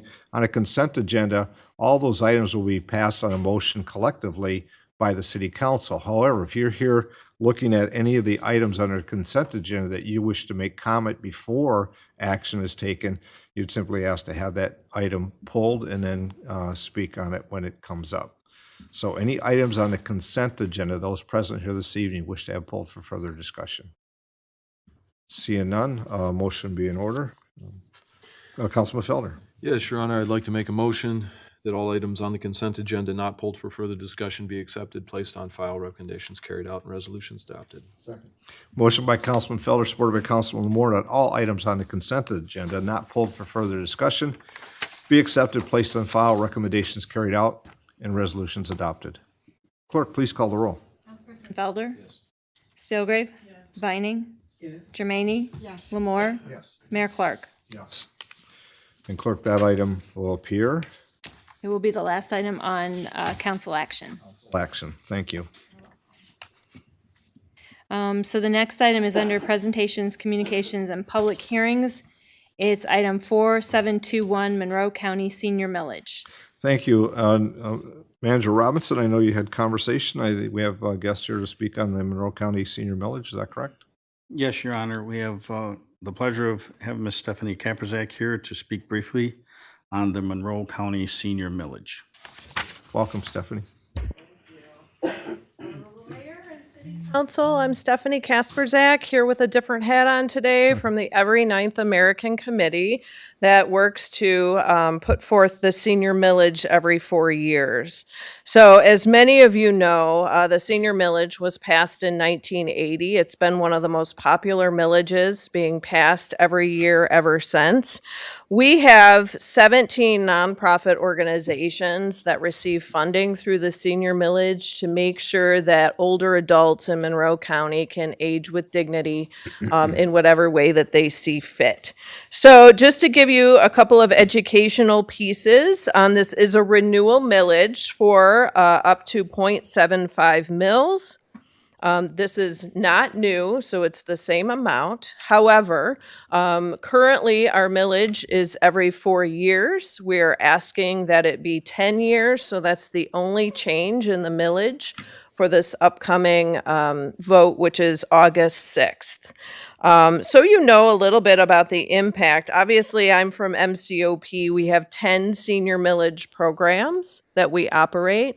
So at MCOP, we provide specialized transportation to get older adults to their non-emergency medical appointments. We work in close conjunction with LET and the Bedford Health Van to do that. They are also recipients of the senior millage. At the Opportunity Center, we have senior activities Monday through Friday. We work very closely with our seniors, like all of the senior centers across Monroe County that you're familiar with. Meals on Wheels is critically important for the older adults to make sure that they can maintain their independence in their home when it becomes unsafe for them to deal with a stove and cook meals on their own. And then just to give you an idea, last year, 8,509 older adults were provided were provided services through the senior millage. 232,785 meals were provided, and 433,000 pounds of food was provided. So obviously, you guys all know this. The senior millage has a wonderful impact on our community. The vote is up for August 6th. We just wanted everyone to know the only change in the millage is we're asking for 10 years instead of 4. Otherwise, we stay the course for the upcoming few years. Just wanted to make sure you were all aware. Thank you very much. Thank you, Stephanie. Clerk, next item, please. The next item is item 4720, U.S. Nuclear Regulatory Commission Fermi update. Senior Manager And- Robinson, I believe you have, One more thing, Your Honor. So you can go ahead and step to the podium, and this is the remote control if you need that. oh, thank you. Sorry, just technical stuff. Okay, thank you. You're welcome. Let me make sure it's on. Do you Yeah, need, just make sure it's on. Go ahead. I was going, if he needs time to set that up before think we're Mr. good. Robinson. Yes, Your Honor, I was contacted by individuals from the U.S. Regulatory Commission, and they had normally done this kind of, I think, in the county-based system where they would come and give updates on the Fermi 2 plant. And they had changed the way they want to do this as they're visiting individual cities now. That way they can give the direct update to the city councils, to the citizens of that city, and then they, at the end of the meeting, they will be waiting and be willing to answer questions should any of our citizens have questions regarding the Fermi 2 plant. Thank you. Your name, please, and then you start. My name is Thomas Taylor, and I am one of the 2 federal inspectors that is stationed at the Fermi Nuclear Power Plant just north of Monroe. My resident inspector, the other inspector, the junior inspector, John Georges, is with us also in the back. And as the city manager mentioned, I'll get into a little bit of what the Nuclear Regulatory Commission does. That's the federal agency that I work for.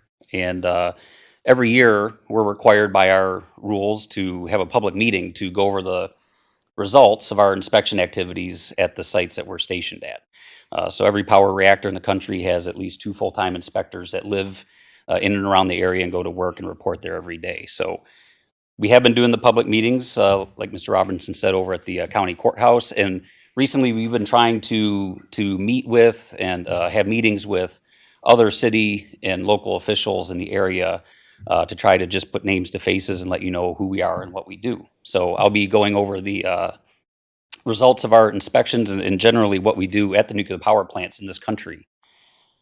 So we have what we call the reactor oversight process, which is a series of inspections that are publicly available on the U.S. Nuclear Regulatory Commission's website. And John and I's responsibility is to go through those inspection procedures. We look at all areas of plant operations, operators in the control room, how they train, how they actually manipulate the plant. We look at maintenance technicians, how they do work in the plant, engineers when they want to change the plant or encounter difficulties or issues with equipment, how are they fixing them? And then also making sure that they follow our regulations with their activities. So in 2023, we'll get into their results shortly, but so what the NRC does in general is we basically regulate civilian uses of nuclear power in the United States. So you've got reactor inspectors like John and I. We also, as an agency, inspect uses of radioactive materials in hospitals and industrial facilities, in universities, in industry. There's all kinds of uses for radioactive materials to help us in our day-to-day lives. So that's what we do. We do not inspect military uses, nuclear weapons, nuclear-powered submarines and warships. Those have their own oversight agencies.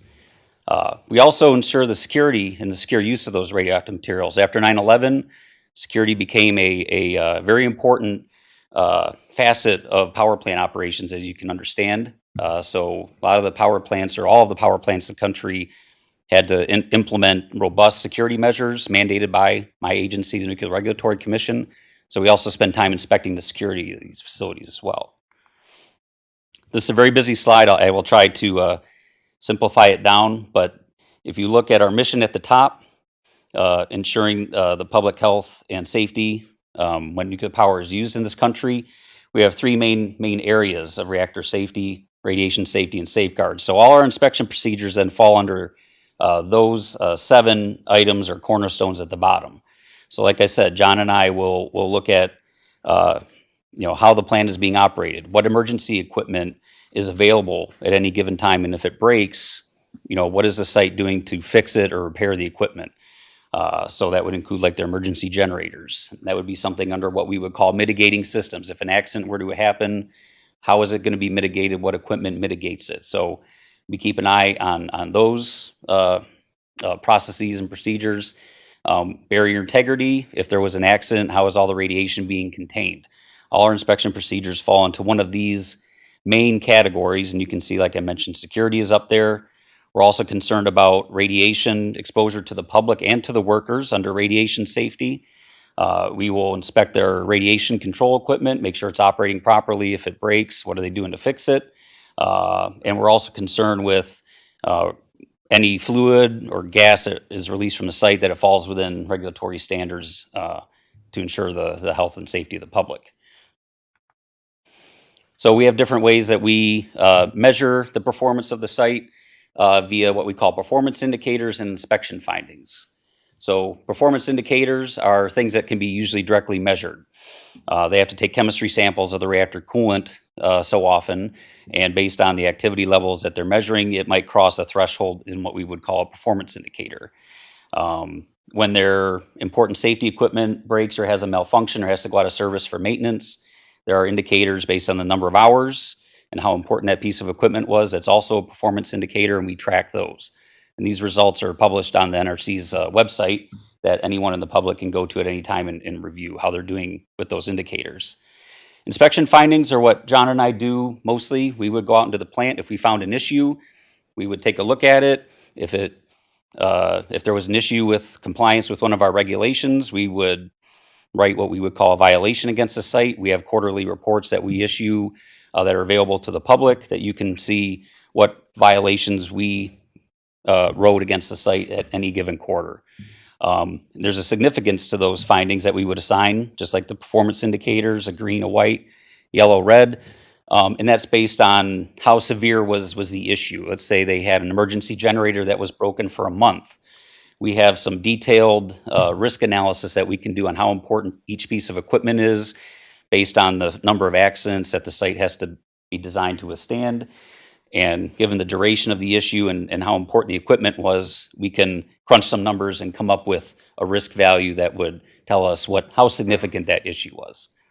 And once we, every year, we'll compile how many green findings, white findings, yellow findings, and performance indicators there were, and put those in what we would call an action matrix. So the worse you do in terms of white, yellow, or red, will put you into one of these different columns. And right now, Fermi Plant is in the licensee response column, which means any violations that they had were all green. All their performance indicators were green. There's no need for the United States Nuclear Regulatory Commission to do anything other than what we would normally do at the site for the upcoming year. If you started to get white findings or worse, you would be put into one of these other cornerstones. These are conveyed to the site and to the public via an assessment letter every year. And as you move right in the matrix, you start to get more NRC scrutiny. We'll have teams come out to make sure that they're addressing the specific problems that led to their movement in the action matrix. We'll make sure that they've properly followed up on those issues. And it usually involves teams of inspectors coming out and paying them a visit more frequently. But right now, like I said, the plant's operating safely and they're in the licensee response, or if you want to call it, the best column that we have. So I'm the senior resident inspector. John is the junior resident inspector, we'll call it. As I said, they're operating in the licensee response column. Here's just a kind of a display of about how many inspection hours we actually spend in the plant. Direct inspection means we're not writing reports. We're not talking to the plant. We're actually in the field doing inspection activities, watching the licensee perform. We also have specialist inspectors that come out in radiation safety, security, emergency preparedness. So they'll come from our regional office in Chicago, and they will come out and do their very specialized inspections. John and I are more of a kind of a generalist. You know, we're more ops focused, operationally focused, but we have very special fields, like I said, with security and radiation protection, and specialists that'll come out and inspect during the year also. And as I said, right now Fermi is planned for routine or baseline inspections for the 2024 year. And one of our public affairs officials, Prima Chandrathil, is also in the back of the room. And there's some contact information. We also have handouts if anyone is interested in who we are, how to contact us, how to contact our public affairs officials. And we'll also be available after the meeting for questions if individuals, members of the public or the council would like to come and talk to us or ask questions about Fermi and what we've seen and what we do there. We'd be more than happy to do that. So I appreciate it. Thanks, Thomas. I'll see if questions are from the council at 9 at this point, but so your information's up there. So I had a quick question. Sure. As you have do your work and obviously your reports and stuff, and then I'm sure they get submitted and become public availability for parties, where would a person find that, and when does it get produced after you're finished your inspection? So our inspections are performed on a quarterly basis, so just calendar quarters, so January, February, March. Then after that period, we have 45 days to issue an inspection report for our activities done that quarter. And we do have some handouts available that have the links to the websites that have all the inspection reports, all the performance indicators that we've written against the Fermi plant. So I'm sure several places, and just sit there and rattle off a bunch of emails, locations, or websites to go to would not be the right way to do it. So I appreciate that information if somebody has an interest for it. And of course, we televise, so we're through our Impact, and it goes live on YouTube and that. So I just say that for those that aren't here that are watching, they'd be looking for the same things. They know where to go. So if this is on the screen long enough that I'm sure if they've written it down, or they'll know where to go back and watch it on a replay. and we can provide a copy to the clerk That'd if be you wonderful. think that would So work. The clerk's So, office is usually where they'll go. So thank you. okay. Appreciate your time. Thank you. Councilman Felder. Yes. DTE has already been granted approval for a Fermi 3 facility. Is your department the one that grants those approvals, and is there any moves to proceed with that project at this time? So Fermi, there are various stages to operating a new nuclear power plant. So they've received essentially what we would call like the first stage, like an environmental impact review. So they've looked at the ground, the territory, the infrastructure around the area, and deemed, yes, it would be acceptable to place a plant here. Now they have to go to the next step, which is actually what kind of plant are you going to put in, And how is it going to work? You know, where is your cooling water going to come from? The nitty gritty. So Fermi hasn't really gotten into that stage yet, but they have the land available and looked at by the NRC as being an acceptable place. So there would be a lot of legwork that would have to go into them putting their plans together and us reviewing the plans. And that would be our headquarters individuals in Washington, D.C. that would do all the nitty gritty work and looking at that. It's a lengthy process, correct? Correct. It would be. I say that because Councilman Felder, I think, is familiar with that, but it just, those that are here, is like, it's not something that's happening next year, of course. No, That- but it's a there's milestone to Milestones. have Long time. have a site, you know, approved to build a power plant. But it would have to go through more. And in terms of whether the company is deciding that or not, that would be something better for them to answer to. Correct. Thank you. Okay. No other questions? Well, Thomas, John, thank you for being here. All right, thank you, sir. And at the end of the meeting, if there's comments from those present, they, you know, during the public comment, can come and maybe make some comments if they wish to do so. But if they also have questions, you'll be here, and so might be able to make that connect and get some materials that might be asked for. Wonderful. Thank you much. Clerk, next item, please. The next item is under council action, item 4719, scheduling of the public hearing for an amendment to the PUD plan for 1331 La Pleasance Street. City Manager Robinson, comments? Yes, Your Honor. We are seeking to bring forth, to set up a public hearing for a change of a PUD plan at 1331 La Pleasant Street. And Mr. Vanasacker has been working on this, so he can answer any questions and explain to you how this came about. Excellent. Matt. Good evening, Honorable Mayor, City Council, Clerk Lavoy, Matt Vanasacker, Deputy Director of Economic and Community Development and Neighborhood Services Coordinator for the city. This project stems back, if you recall, in 2017. There was a PUD agreement that was executed for 1331 La Pleasant Street. At the time, it was for a multifamily senior housing development, which was known as Vineyard Estates. So essentially, the developer is coming back to us and saying that, you know, they don't necessarily want to do that anymore. Instead, they would like to build 14 single-family homes on the site. Seeing as it is a PUD, there is a lengthy process of amending that. This is the first stage of that process, which would be a preliminary site plan review. That'll go to the Citizens Planning Commission on July 8th, where they would give you a recommendation to either approve, conditionally approve, table, or deny the preliminary plans. Ultimately, the plans would come back, an actual full site plan would come back to you for approval, but that would be at a later time within the 2-year period, which would start upon the approval of the preliminary plan.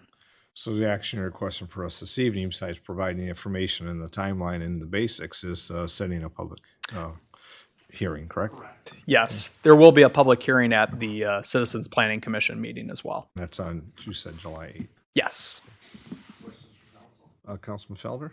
How many units were initially planned in the multifamily units that were initially approved in the PUD? You know, I'm not 100% sure. I can get you that information. But 2017 was when it was approved. I don't know if Councilman Lamore. So Councilman, you're asking when the first site plan was discussed? Changing the layout and the kind of housing units they're putting in, I'm sure that's going to affect the density, which has an impact on the housing strategy that we're trying to put forward. 14 is probably a lower number than whatever the initial one that was put forth. I recall, and this has been a while, but it was a complex that was going to be a more of a independent living complex. So it was more units tied together. And I recall it started at 27 and ended up at 23 because there was some additional landscape items that were needed, access and actually dumpster enclosure that I can remember. It's been 2017, it's just a few years. Councilman Lamore or Councilman Viney, I don't know if you recall as well. Yeah, I remember. Yeah, when I was on the CPC, we went over that, and that's So it was roughly the more units, numbers. but it was condensed, and now the developer's coming back. It's and it was probably geared more senior. when you talk about senior homes, whereas this is a transition to lesser units, but individual and then residential. You're exactly on the mark because we're having many discussions about housing and housing opportunities, and senior housing is one of those, but also actually all types and all sizes and attainability is part of what we've had discussion. Councilman, follow up? I know every time we talk about housing, we talk about missing middle in a variety of new housing types. Do the developers share that goal? It seems like every time they're coming back to us for a project, and I'm including the new Mason Run, which by all accounts they're going to be amazing homes and what a wonderful neighborhood.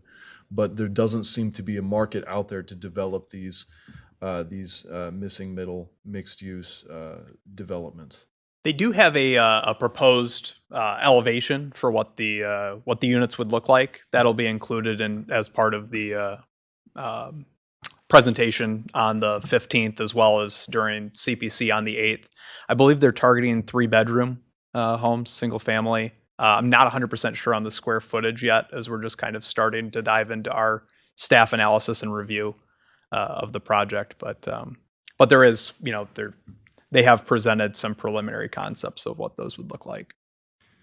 And those will go to the planning commission, as you said, and we're setting the public hearing for when it goes to that process for our opportunities to see the plans and have a public hearing and comment from the residents as well. They haven't identified price points yet. If I don't know if that was kind of. No, I'm sure I'm not making myself clear. My fault entirely. Let me try again. The developers who are executing many of the housing developments and actually building these things, because these aren't city-owned properties mostly, but the city is working on. I mean, you're a key player in the housing strategy that we're putting forward, and as part of that, we are trying to implement new types of structures, new varieties of living units for people apart from just single family. Is there an interest or desire on the part of the developers who are actually building these things to proceed with anything other than single family homes?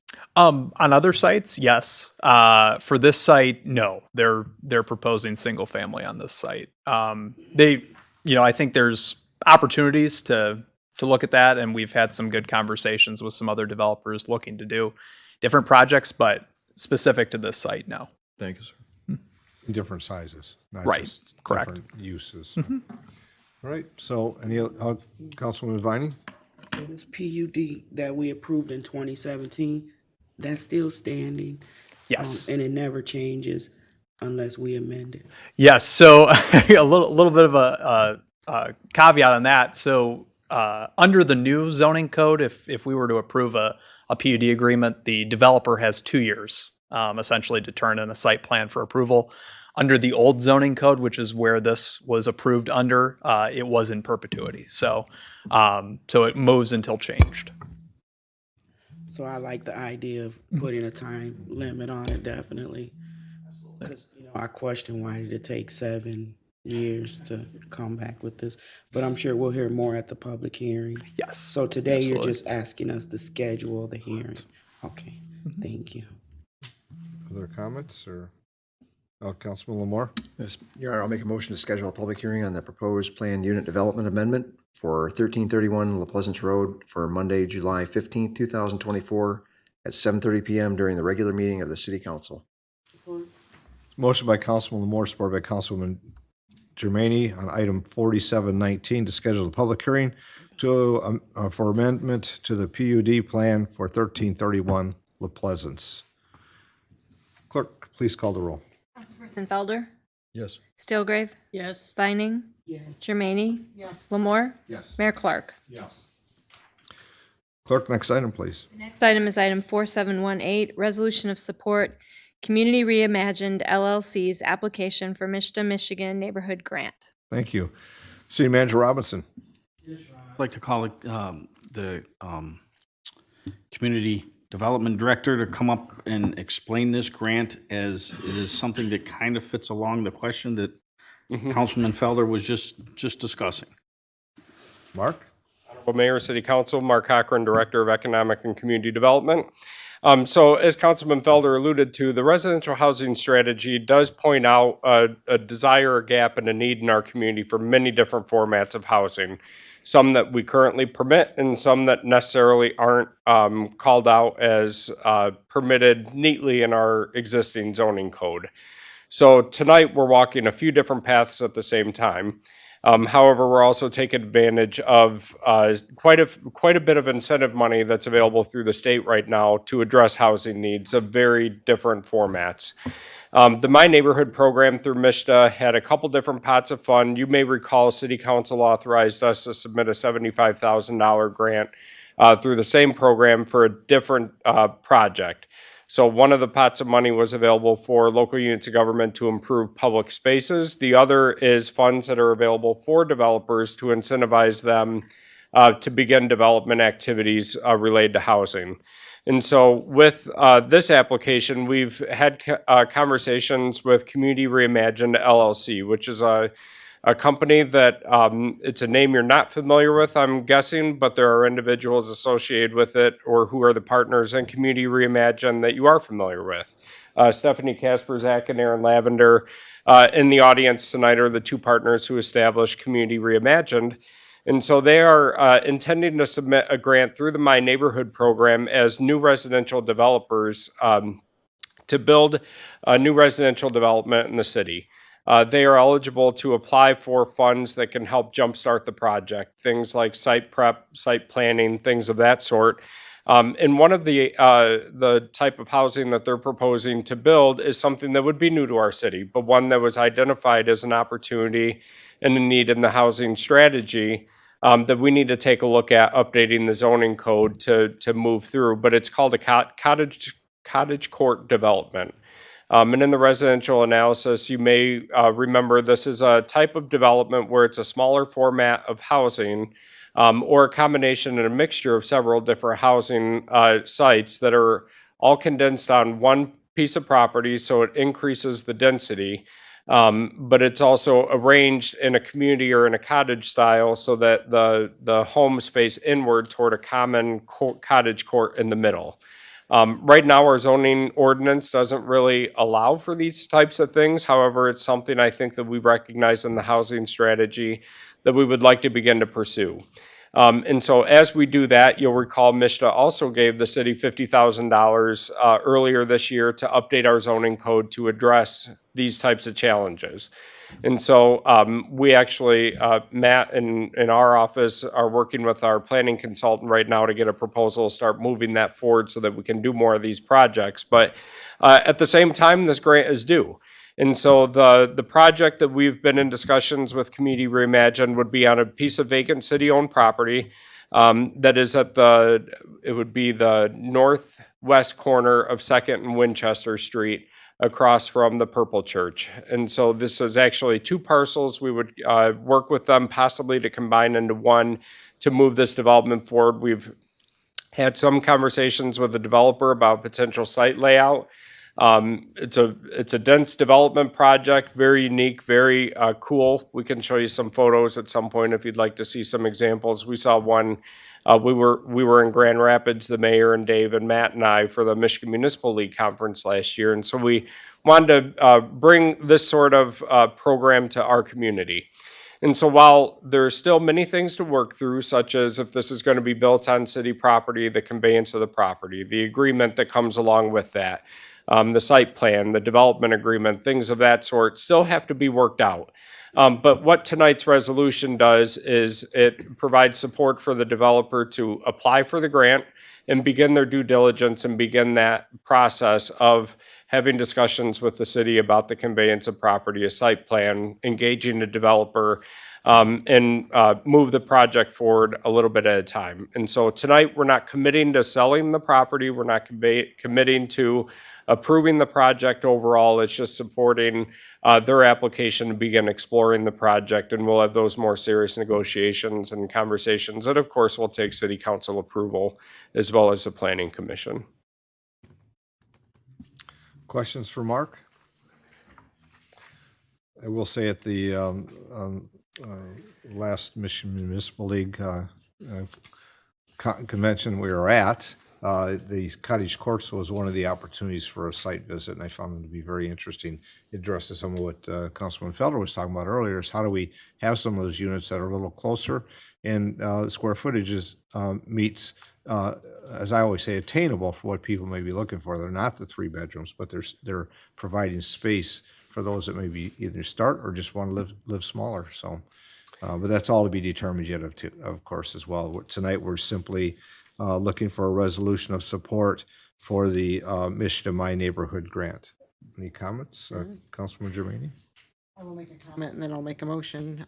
This will also, I would assume, fill in the gaps for all housing, be it senior, low income, mixed income, I'm assuming. Yeah, the Yes. preliminary discussions about the format we've had is everywhere from a single-story cottage-style house that would be very low maintenance. In the way that the density is built on the lot, it increases efficiency and the cost of construction as well. Mobilization costs, the opportunity to do housing that's actually built off-site or constructed off-site and then assembled on-site is the development type. But we've also had discussions about our larger footprint that's a 2-story, 2-bedroom that could be for young families as well. So a good mix, trying to keep efficiency and cost in check, but also making sure that it's a unique community that's built around it. Would this be an association community or just separate housing? So those sorts of questions are still things that we're working through and that we'll have answers for council. Certainly, if there is a request to convey ownership of the lot, we'll have those discussions about who's the owner, what's the model going to be, how are they going to be maintained in the future, all of that. I'm going to make a motion. Item number 4. I'm question? sorry. Councilman Viney, go ahead. So, when we speak of cottage style housing, so it's my understanding those are usually between about 500 and 700 or 800 square feet. It could be anywhere from 500 to 1,000, depends on the footprint, how many bedrooms, what sort of occupant you're looking for. So we don't know yet if these will all be 1 bedrooms. Right. Yep. And then do we know how many could fit on that property, or will it depend on how big you build them? Or? Yeah. And we've only done very preliminary concept sketches so far. We haven't looked at setbacks and footprints and square footage yet, but I would say it's probably going to be in the range of 7 to 10. And then do you know if these will be rental units or opportunities for home ownership? We've had conversations about the opportunities for both owner occupied or rentals with a path to home ownership. Okay. So that's the due diligence planning that'll be kicked off if the grant is awarded to the developer. Okay, thank you. Councilwoman Germaini? Thank you, Your Honor. I'll make a motion. Resolution of support, Community Reimagine LLC's application for Mishta, Michigan Neighborhood Grant. Move to approve the resolution in support of Community Reimagine LLC's application to the Mishta, Michigan Neighborhood Grant Program.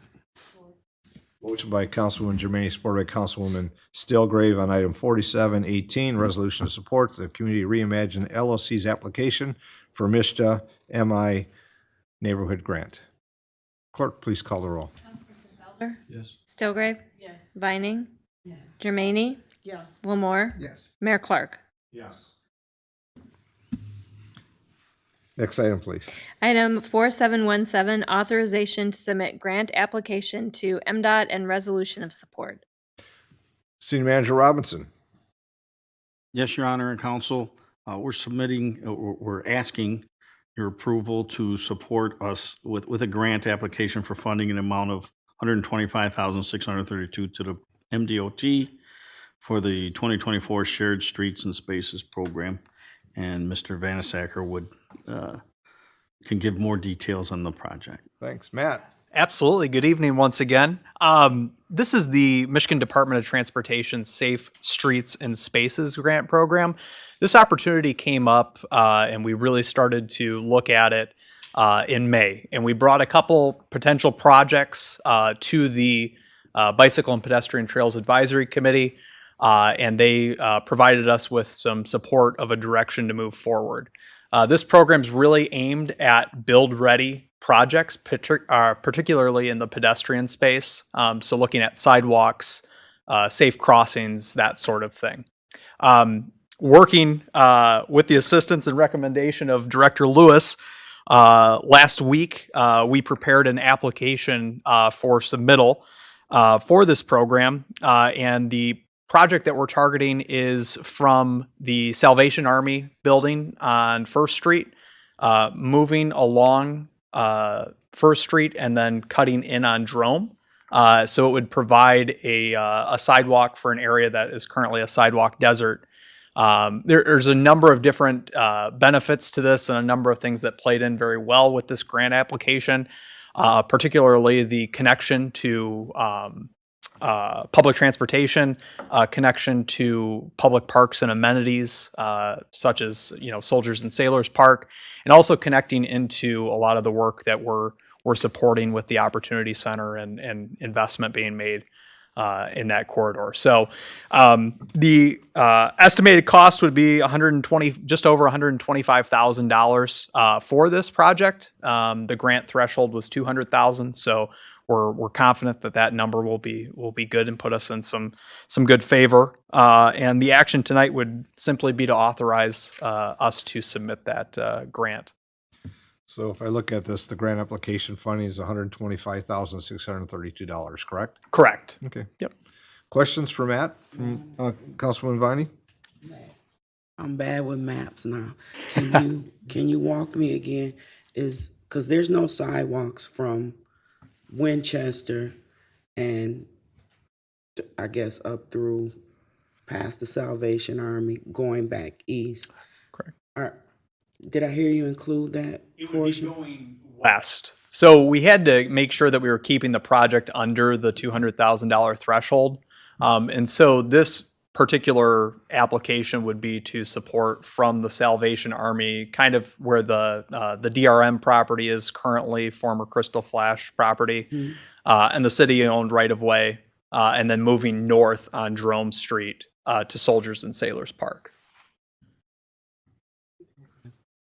North. Okay, yes. So Councilman, I think I'll just follow up to that. I think you make a great point. We recognize we have these gaps in certain amenities that should be all. And as we move east from there, we know we've had some conversation of how we move through that right of way that we have there as we move east to Kentucky, then on to Winchester. So this provided some easier opportunities to implement the grant. Though the area that you said as you go east to Winchester, through past Kentucky and Winchester, is also one item for the future we're optimistic for. Other questions? If not, looking for a motion. Your Honor, I'll make a motion to grant authorization for the Economic and Community Development Department to submit the MDOT 2024 Shared Streets and Spaces Grant application and approve the resolution of support. Support. Motion by Councilman Moore, supported by Councilwoman Germaini on item 4717, authorization to submit grant application to MDOT and resolution of support. Clerk, please call the roll. Felder? Yes. Stilgrave? Yes. Vining? Yes. Germaini? Yes. Lamore? Yes. Mayor Clark? Yes. Next item, please. The next item is item 4680, site improvements for River Raisin National Battlefield Park Visitor Center bid award. Thank you. Mr. Robinson, this item, and we had it at the work session as well earlier. We had some very good discussion at the work session, and ultimately, we're asking your support for a resolution that would award the bid for the contractor to do the work at the site improvement work, basically the parking lot, et cetera, at the River Raisin National Battlefield Park Visitor Center.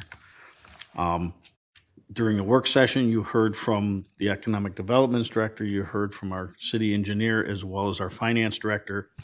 And as you've had time to hear what we have been discussing and what we've provided you previously, they're here all available to answer any questions you may have on any part, to further help you understand what we're asking for, and we're hoping that you decide to support this, as we would like to get this project to be awarded so that the contractor could begin the work here in July.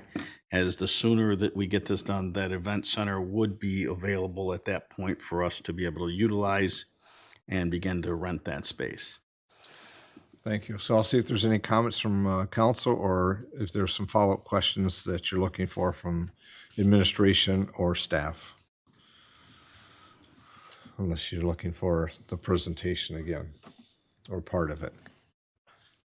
Mr. Cochran's looking at me because it was quite lengthy during the work session, and I know that there was much to it. So, I mean, I don't know if there's I'm not even going to try to attempt an overview other than the fact it's a significant project at the Visitor and Education Center. It's the parking lot project, but it's also making things available for the use of the facility.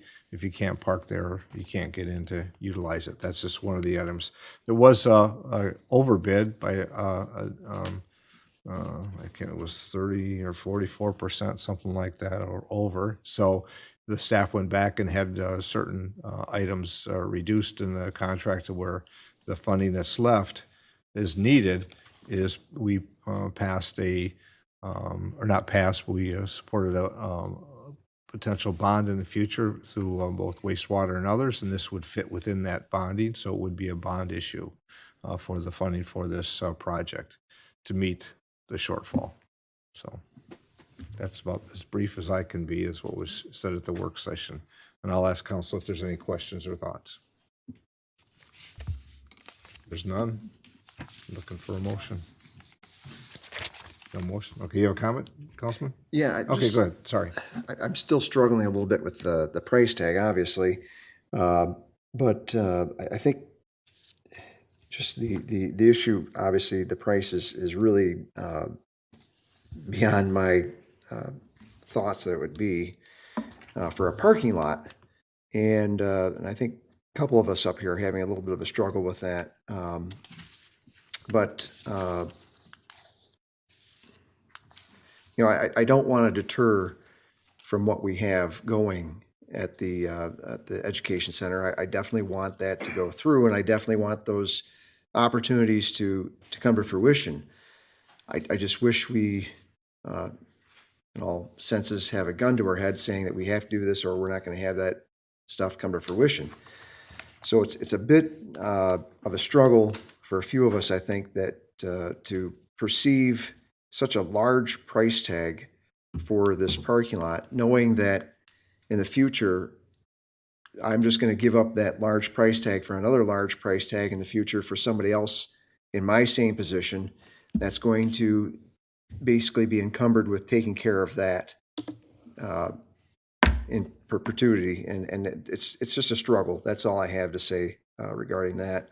And I'm sure there's some other people up here that have that same position that I do. Like I said, I don't want to deter from any progress. I just want to see sustainability. I want to see it done under budget, and this one didn't hit under the budget, obviously. And sustainability, it's going to be tough to keep when we just keep on feeding that big bear. So that's my only comments regarding that. Other comments? Your Honor, Councilman Vining? I'd have to agree with Councilman Lamore in terms of it is such a big ticket item. And, you know, we spent a lot of time paying the building off. And I, too, think that the building has so much potential, because I think that some of the events that go on in other convention centers, they can go on in the city just as well. So I see the benefit. I do wish we could have found some grant funding or something like that to cut the cost. But again, I also don't want to hinder the project, but just want it on the record that that is a big number, and it does make it difficult to want to approve it. But I see the bigger picture. I guess a question I had, do we ever plan on actually selling the building, turning it over to the battlefield or the national parks? so that they'll be responsible for the upkeep. I know we've invested a lot of money into the building and for good reason, but when it was the ice rink, it was burdensome. And, you know, we spent a lot of time trying to figure out how to ease that burden. And,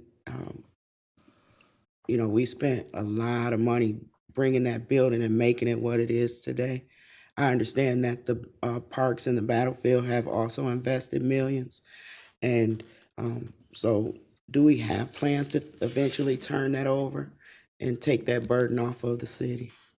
I think Mr. Cochran's going to make some comments to that. I know that depending on who owns the building in this national park, there's different things we can and cannot leverage and do, but Yeah, I think he'll have the best answer. Yeah, I should know all this being on the commission with you, but if you could refresh my memory, please. I don't know if I'll have the best answer, but I'll have somewhat of an answer for you. Most national parks actually don't own their education and visitor center. Most parks, they lease the space or they have an arrangement with another owner of the facility, whether that's their fundraising partner, their foundation, or their friends group, or another entity. And so we see a lot of times the Park Service does have big, beautiful education centers, and it's because they've got folks who are helping support those efforts. I will say we've looked at different ownership options for the facility. One, we looked at the Park Service. The struggle with the Park Service is if they own the facility, they operate the facility, there's a lot of restrictions in what would happen with any revenue that comes in. If they run the event center, if they charge for admission, if anything, they sell concessions, up to 40% of that revenue automatically goes to Washington, D.C., away from the park. And so the intent is to have the maximum revenue brought in that stays here, both supporting the park and the local community. And so it'd be a difficult, if they would even accept ownership of the building would be an uphill battle. But B, we would end up losing a lot of money if they were to be the owner operator. The long-term ownership, I think, is something to be explored, whether that's the foundation, another entity, another collaborative partner, and you've outlined that as your goal and objective. You want to look at those items. I'll say for Park Service funding, now that we have a 50-year lease in place with the Park Service, that is now considered, they have a legal interest in the property. And so they can begin to submit for project funding for that building. Whereas before, since they didn't have a lease and they didn't have a legal interest in the property, they couldn't spend Park Service dollars on it. So when we think about various improvements in the future, we would look to our partners with the Park Service to help fund those opportunities. The discussion that we've had with the Battlefield Foundation is to help them move along a path towards sustainability so that they can do bigger things to help us with projects like this. Unfortunately, they didn't have the capacity to manage or fund the projects that the city has funded in that property along. And so, you know, City Council has made a very significant investment into this master plan, not just the national park, but the master plan overall. And so now carrying that forward, I certainly hope after, you know, the new roof, the new parking lot, and some of the other improvements that have been made with some of the $3 million, $4 million that the Park Service has put in, or the foundation, that the building is in much better shape than it was in 2020 when they moved in. And so it's our hope and goal that now we're in a maintenance phase and staying on top of those maintenance responsibilities and finding ways to find other revenue to help with projects like this, whether that's grants or revenue generated within the facility or Park Service project dollars or other things like the compact that we have with one of the tribes as well. That's another, they've invested money in that facility too with the Wyandotte Nation. So certainly it's something, it's a responsibility, and we hear it from council very loudly to make sure that, you know, we're not continuing to invest significantly into the project, but moving it on a path towards sustainability. Thank you. Other questions? Councilman Felder? Regarding, to follow up on Councilwoman Vining's question regarding the sale of the building to the Battlefield Foundation at some point in the future, there's a lot of moving pieces that are a part of that, including the leases that are currently under discussion or are currently in place. those leases? Would they transfer to the new owner should something like that happen in the future? They could. You know, I'm not sure, I know what it took to get the Park Service lease in place with the federal government. That would all have to go through Washington, approval process, but I think it depends on what all the terms would be, who is the eventual owner. I can say it's probably possible, but it's finding the right person in the future to make sure that they've got the resources and the ability to do it as well. Would a lease agreement prevent us in any way from selling the building later on? I don't think so. Okay. And then if it is our intention, and it seems to be, to not cease our investment in the space and the facility and its success, because I think that we're always going to want to be a partner in that project. But there are other entities in the community that are not getting millions of dollars from the city for their projects that contribute to the economic development of this community as well. The National Parks Foundation, we wish them every success. We hope they're able to get on their feet. We hope that they're someday able to be in a position to take on the burden of this building and facilitate the success of the national park that's there. When that happens, is the plan to transfer it to them for $1? Or is the plan to sell it to them for market value? And our continuing investments in this space, is that pushing out the timeline that's expected to happen if that's the way that we're planning on going? I don't know if there's an answer for that. If we don't know if we're going to sell the building or not to begin with. And second is, it would be the foundation. And the foundation, as we said, is not in a position at this point. And I'm not sure when they will be, though they are making strides and improvements. But while few years have gone by, it's still in a infancy of them establishing not only regionally, locally, regionally, but also nationally. And they've made some great partnerships with, as Mr. Cochran said, with companies, corporations, as well as the tribal nations. And it's going to take time to see how they develop and if they were ever in a position, if they had an interest. But as Mr. Cochran said, I think there's always other options. I don't know what they'll be, and I don't know what they are right now.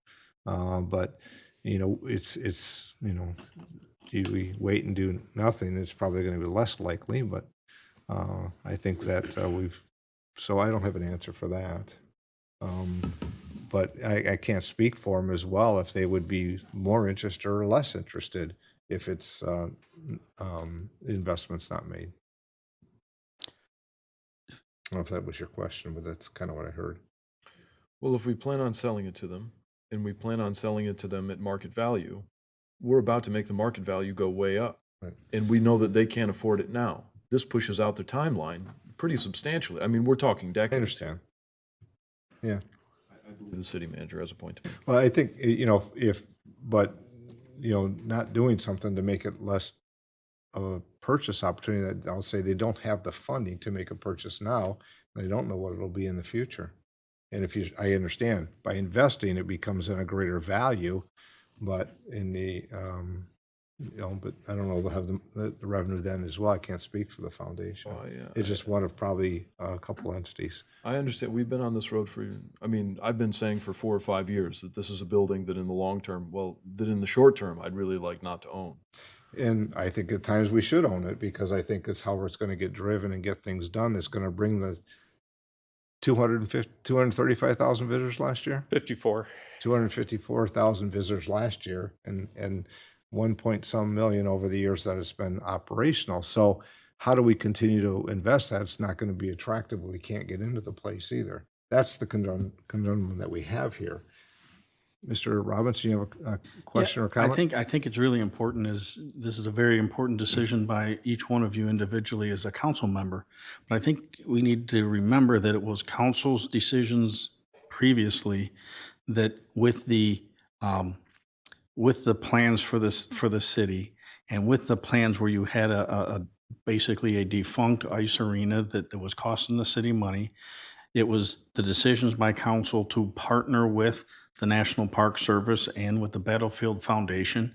And every step along the way, we've brought, these are the things with the vision that eventually you can see the vision now. You can see what it can be. I'm sure at other stages during this process, you were like, gosh, I don't know if this is going to work. I don't know. But you can see the vision now. And now I would say we're at like step 8 of the 10-step process that's taken since 2017 and 2020, et cetera, to be able to put this in it, and then for us to now get this. And you know, I think all of us, I think we've been shocked a few times of what the cost of doing business is, with especially when, you know, we have highly qualified engineers that we have contracted with that give you this as the engineer's estimate of a project, and then it comes in and it's 30, 40, 50% higher than what was originally thought. Well, it's because in those times, those all take process. You know, so it's always a process. There's a moment in time, and this is when we got this cost estimate from the engineers. Well, now's the time to do the business. Well, I think over the last year or two, we have seen such an enormous cost increase to pretty much everything that do you stop the progress of what we're doing, or do you figure a way out? And that's why Director Sells in the work session was able to show us a path to where in financing, in bonding this issue with some other items, that we can be able to accomplish this. And I think, do you just stop short before you get to the end of the race to be able to see what the option is to where you don't have that? And it's just my thoughts as you guys are making this important decision, because I guess my recommendation, or what I would ask, is that let us finish the project and let's see where we go for the next turn is going to be, so that we can make a decision, you can make a decision what our next action is and our goals and objectives of what's going to happen with this site. Other questions or comments? And I have a couple myself. Councilwoman Viney? Yeah, just to be clear, I can't speak for everybody on council, but for me, I just wanted my thoughts on the record. It's not to say that I'm trying to stop, short of completion or anything. It's a costly investment. We've made several costly investments into the building, and I just wanted it on the record that it is a difficult decision to make. Of course, it's in my precinct, and I love to see the growth there. And so, I have mixed feelings about the whole thing, and I wanted them stated on the record. It's not to say that we want to stop making the education center a better place, and we understand the value that it brings, and also we understand how it helps us as a city, because we can use those facilities and we bring in even more residents and non-residents. It helps with tourism. So we know a lot of the good things about it. I just want to state it on the record that it is a difficult decision that needs to be made here tonight. Thank you. Thank you. Did you have comments? No. I thought I saw a hand go up. So, Councilman Felder?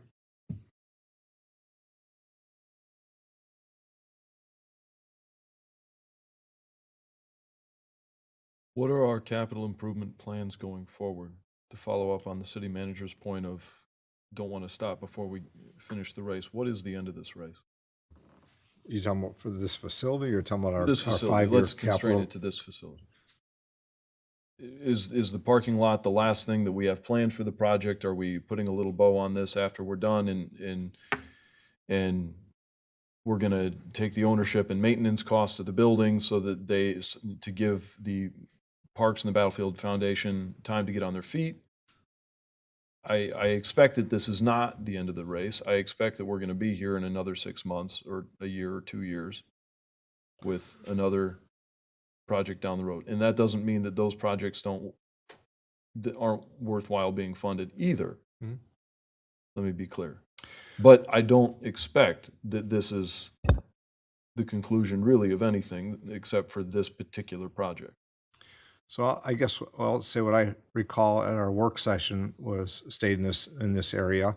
You know, the investment's been made with obviously the roof. There's air conditioning. It's if it turns into a I'll say convention type center for activities and events, it'll host 1,200 people to that size. But that's the revenue we hope to that would we over. There's people calling now, just as they were a year ago, to use the facility, but there was an air conditioning. They had no interest. I understand why. And now we have the air conditionings in there. And of course, now they, you know, they haven't booked things because there's potential that the facility, the parking lot will be worked on, and that makes sense as well. I think some of the items that were at the work session message, it does have a sound issue. Now, when you have the 1,000 kids that were there for robotics, they don't care how loud it gets, right? So that's not an issue. But if you want to have an event that's accommodating, you can't have sound that's bouncing all over the room. I think what I heard at the meeting was, how do we find that funding that might offset the cost for something like that? The commercial kitchen came up, and the commercial kitchen was planned for that, but that's moved forward off of that. Ideas was explained to us, because you may have a commercial kitchen there, but that doesn't necessarily mean everybody's going to come in and prepare. In fact, there's items, even the facility that's out at the fairgrounds, when they have one of the largest events they have of 1,000 people, they cater the food in. They don't prepare the food there. So the trend is not having the commercial kitchen and having the food brought in. So that's item that I don't think is an expenditure of the future. When you'd asked me that 2 years ago, I thought it was going to get potentially down the road, but it's not. So I think I don't have an answer, probably a definite, other than the fact those are things we'll have to evaluate as we move along. And I'm probably missing something else. Mr. Cochran? Yeah, Mayor, I appreciate you bringing up the air conditioning, because I think that was a great collaborative relationship with the Battlefield Foundation. The city did not pay for the air conditioning. There was a little over $1 million that was paid for by the Battlefield Foundation through a grant that they got from the state. And so I think going forward, that's the type of relationship we wish to enjoy with any operator or any tenant within the building. If there's needs identified, how can we work together to find alternative funding sources? And, you know, the ongoing maintenance is something we deal with at every facility, whether it's the Sawyer House that's occupied by a group that we lease that to. The Opportunity Center is leased to the library system and MCOP, but the city does make investments into those facilities because they're for the betterment of the community, their programs, their opportunities that improve quality of life. And this is another facility, although it's expensive, and some of the maintenance is catching up to us. That was deferred during the ice arena, when that wasn't during the ice arena days. But, you know, the parking lot is coming up at the Sawyer House that's going to need to be redone as well. So all of these projects are constantly rotating to keep up the city's facilities to hopefully keep costs down into the future. So I don't take the cost lightly. Please don't take my comments that way. And I don't, when I said I think we should own it, it's at this time. I'm not opposed to looking at to divest ourselves of the ownership if the funding is appropriate and the time is correct. I think that's things we have to keep open to make sure we have all options and availability of what may happen with the facility in the long run. I just know that as we talked about this, you know, it's well used. I think one of the figure you said the 1 week that 1,600 youth came by bus, and the buses were in there. I don't think we want to stop that either. I agree that, Councilman, you're correct. It's not that your voice and as I think council members are, is we don't take this lightly. It's a significant amount of money, but I looked at what was paired off of that, but then things that returned, and the way to get there is through the bond. And that makes a long-term commitment that the council's having now and in the past. So that's, you know, I guess the thought was brought at the work session, and I don't know if it was at this time as well. You know, if you put it off, what happens? And I'll just say the second bidder on this, which was not selected, they I remember the term, but they actually they had a clause within the bid that they wouldn't start until next year. So they were bidding already, and it was higher than what the other one was now. So we clearly it's going to be more so in the future. Councilwoman Stilgrave, I'll stop talking. Question, comment? What comment? We are all in agreement that this is a huge price tag. Bottom line, it has to be done. And as owners of that building, that is something we have to do. And that goes with any business that's owned. So I'm gonna make the motion. Move that the attached resolution setting forth the contract award, funding allocations, and other relevant project-related approvals be adopted. Councilwoman? Did you have a comment? Made a She make a motion? Support. Oh, the support, I'm sorry, I misunderstood. So there's a motion from Councilwoman Stalegrave, supported by Councilwoman Vining, item 4680. The site improvements for the River Race National Battlefield Park Visitor Center. Bid award. No final comments. Clerk, please call the roll. Councilperson Felder? Yes. Stilgrave? Yes. Vining? Yes. Jermaine? Yes. Yes. Yes. Next item, please. The next item is our last item under council action, item 4716, change order for modifications to City Hall parking lot. The parking lot, right? City. Here we go. You should see, I want to try to get some levity, but, City Manager Robinson. Yes, Your Honor and Council, as the parking lot was new and as we also have redone our plaza out here in partnership with the county, we recently had that 5 inches of rain that happened, in a very small period of time. And by the design of the parking lot, where we had the handicap ramp where it smoothed up, well, water went above the storm sewer because there was so much water in a short period of time that it drained back down to the county building again, and which was one of the original reasons that we redesigned things to begin with. So I'd like to have Director Lewis can explain the plan, because we originally had this on the consent agenda, but I have had some questions regarding design. And I think as the engineer, he's a little better qualified to look at that and tell us what's going on than I am. So just as, before Mr. Lewis starts, there's a modification, it's a change order to finish something that's going to rectify the problem that we look for. There's an item that's on the screen. You can explain that, Mr. Lewis, and just really what this entails. We thought it was important because this was a partnership with Monroe County and the commission and the leadership there to get this correct. Mr. Lewis? Certainly. Honorable Mayor and Council, Patrick Lewis, Director of Engineering and Public Services. This is a hand sketch. We don't normally do it this way. It wasn't actually us. The Manikin Smith Group had done the original design, so we used their marked up drawing to kind of put together something that would is kind of twofold. You'll see, in addition to the drainage issue, which it seems like every time we turn around, we have some new environmental challenge here. And this was one that we had never seen before, where the City Hall parking lot catch basins were so full. We had a very isolated short-term burst that actually wasn't even uniform throughout the city about a month ago. And so I watched an hour's worth of security camera video and watched exactly the water filling up our parking lot. And because we had a flat loading zone in the northwest corner where the disabled parking spaces are, we didn't have that much to overtop. So after about 4.5 inches, it started flowing back down the ramp towards the courthouse, which I think all of us are frustrated at whoever thought it would be a good idea to have the basement level have the commissioner's chambers in it, but what's done is done. So what we've done to try to rectify that part of it, fortunately it's a fairly minor modification, is to raise up that drop curb area. We call it drop curb, where it's flush with the surrounding sidewalk. Raise that up to a full height curb. Shove the disabled parking spaces a couple spaces over so that we can then create that high point that was there prior to 2022. And there's a sort of a triangular area in the middle there. That's actually a new planter. It shouldn't impede upon the ability of people to walk through the area. That was actually a pretty wide area as it was. And what that does also is it gives us a couple more curbs, which does two things. One, helps redirect the drainage even further, and there have been some security concerns that have been brought forth when we had that large drop curb area that actually, if you pulled in our parking lot now, a vehicle could get a good head of steam up and actually crash into the courthouse.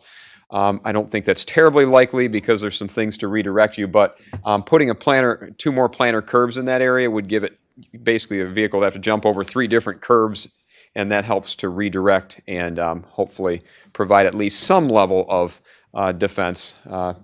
So that really safety and water flow are why we're putting that in there. There's still, the sidewalk pathways are still 9 feet wide. So both the diagonal area, and you can see the one kind of goes from left to right. That's the sidewalk that runs along our building here, the north side of the parking lot. So that would be extended through, and all we'd be doing basically is creating that high point so it gives it another 6 or 7 inches of barrier for the water to build up. And at that point, the water would start to, from our parking lot, would start to spill out towards Macomb Street before it would actually overtop this. So we believe that the courtyard project did work when it came to the courthouse doors, because it didn't start inundating the courthouse until about a half hour in, when our parking lot overtopped and went that way. So well, hopefully this will take care of the issue.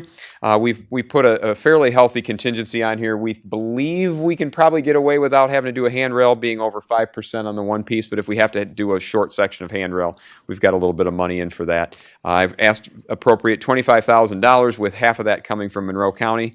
We're kind of been doing this 50-50. So it would be a change order to GV Cement, who has our concrete streets this year and our sidewalk program, and fortunately, they were under our estimate this year for our routine concrete streets. So we figured the pricing is very good. They're willing to start it in conjunction with the streets, and so the sooner we can get this done, the better. So I'll leave it there. Any questions for Mr. Lewis? I have one comment. I see Councilman Lower, maybe if you're going to make a motion, I got one comment to add here. I think as a council, we should need to take in consideration, and I know that Clerk Lavoie and I have chatted, because we have our pay station there. And so if we start to accommodate that, we don't want that to be disturbed or moved to where it's not visible for those users coming in to not know they have to have a pay station, and then find out later when they come out that they didn't even see it where it wasn't visible. Makes sense, correct? So I guess as we consider this, and I think with the city manager, we should make sure that the city manager has, that he and Mr. Lewis have kind of a final review of that planner design and placement, along ensuring that the pay station remains visible within the area that it currently is. Because if you go and put the planner in and find out the pay station's just not quite in the right space, and then it gets moved somewhere else, and sure we'll have input, but I think why we don't want to come back and visit this a third time, because twice is not good either. But so that my thought is, as we make this motion, I'm going to go back and look at the beginning here, which is really about making the motion to the change order, that we also ensure that the manager and Mr. Lewis are engaged within that planter, is it the right size, and go out and look at it again and make sure it's not going to impede the pay station, that it gets moved to a location that's not desirable to serve our needs. If there's any questions on that, I'll be glad to talk further. If not, Councilman Lamore? Yeah, I just had one question. I wanted to verify that the 19,750, that's our portion, correct? And the county is paying the same amount. The 19,750 is actually the base construction cost estimate based on those unit prices, but we're still looking at that handrail. We don't have a price for the handrail in the contract, so I actually bumped up the contingency. We normally do about 15%, but I'm asking for 25% in case we find that a handrail is necessary. If we can make the grades work under 5%, we can get by without a handrail.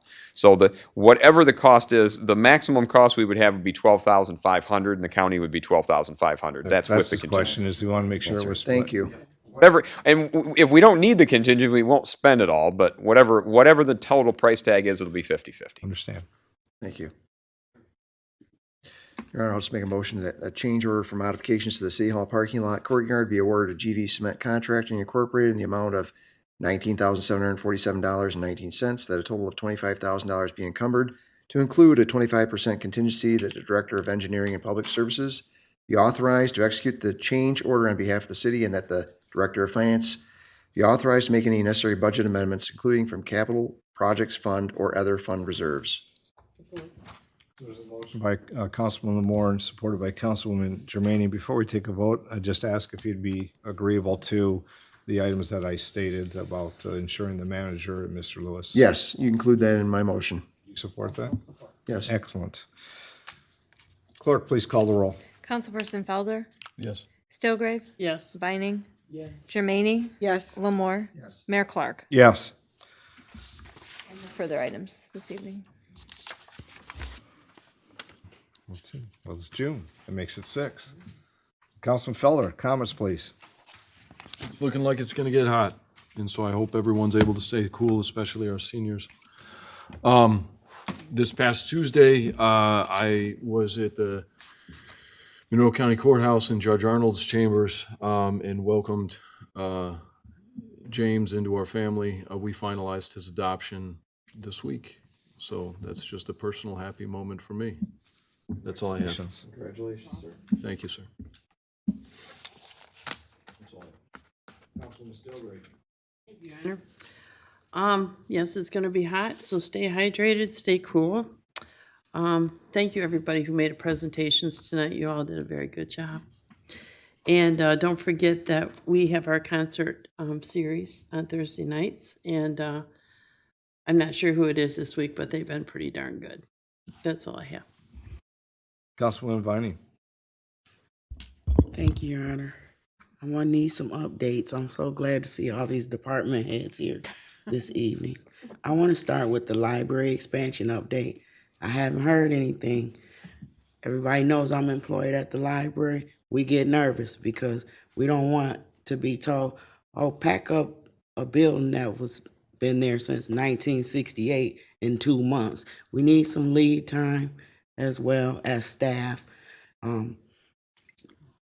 Manager Robinson. There's some things we have that maybe the architects don't understand about library services.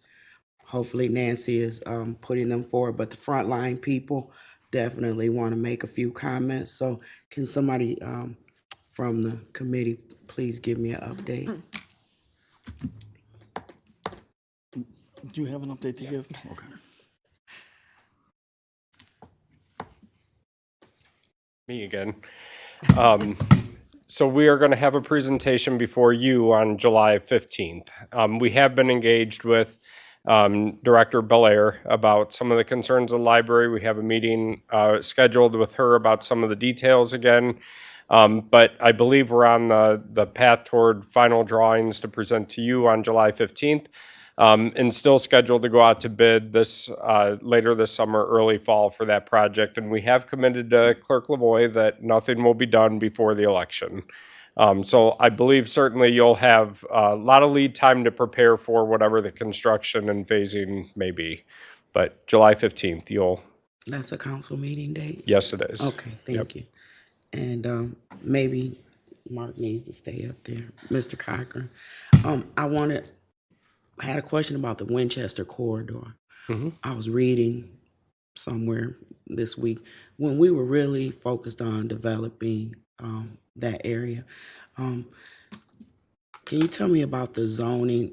Is it still mostly commercial or is it mostly residential? Do we plan on, we spoke about building housing there. I mean, what are the plans for the zoning on that corridor? And is this still an opportunity zone or did them go away with the last administration? No, opportunity zones are still in effect. In fact, we actually got a call recently from somebody who was interested in opportunity zones, and we haven't had that in a while. So it is still an opportunity zone. Related to the zoning, that's, if you'll recall, in the Orchard East Master Plan, there were some recommendations to open the zoning code. That's most of the Winchester corridor is zoned residential mixed, either 1 or 2.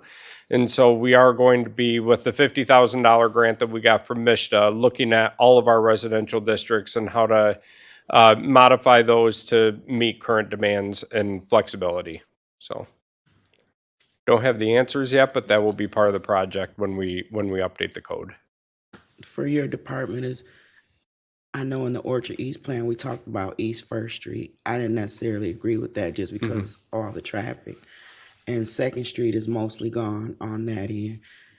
Do you still envision Winchester corridor to have some commercial aspects to it? Yeah, I think that was one of the priorities that was identified in the Orchard East Master Plan was, and we heard from the residents when the Winchester Street corridor used to be the commercial hub of the neighborhood. East Second Street, yeah. Yeah, and so hearing that feedback, it was the intent to continue to look at that and continue to make efforts on some of those properties. Yep. Thank you. And then the Whistle Stop and the East Front building. Yes. I mean, can I hear about that? Do we plan on selling or developing or leasing? Or, I mean, I know so many people who want to open up restaurants. Yeah. And can you explain to me how if an entrepreneur was interested in one of those buildings or another building in the city, or specifically one that we own, how would they start that process? Yeah, certainly. If you've got folks who are interested in opening a business, just send them to either mine or Amy's or Matt's way.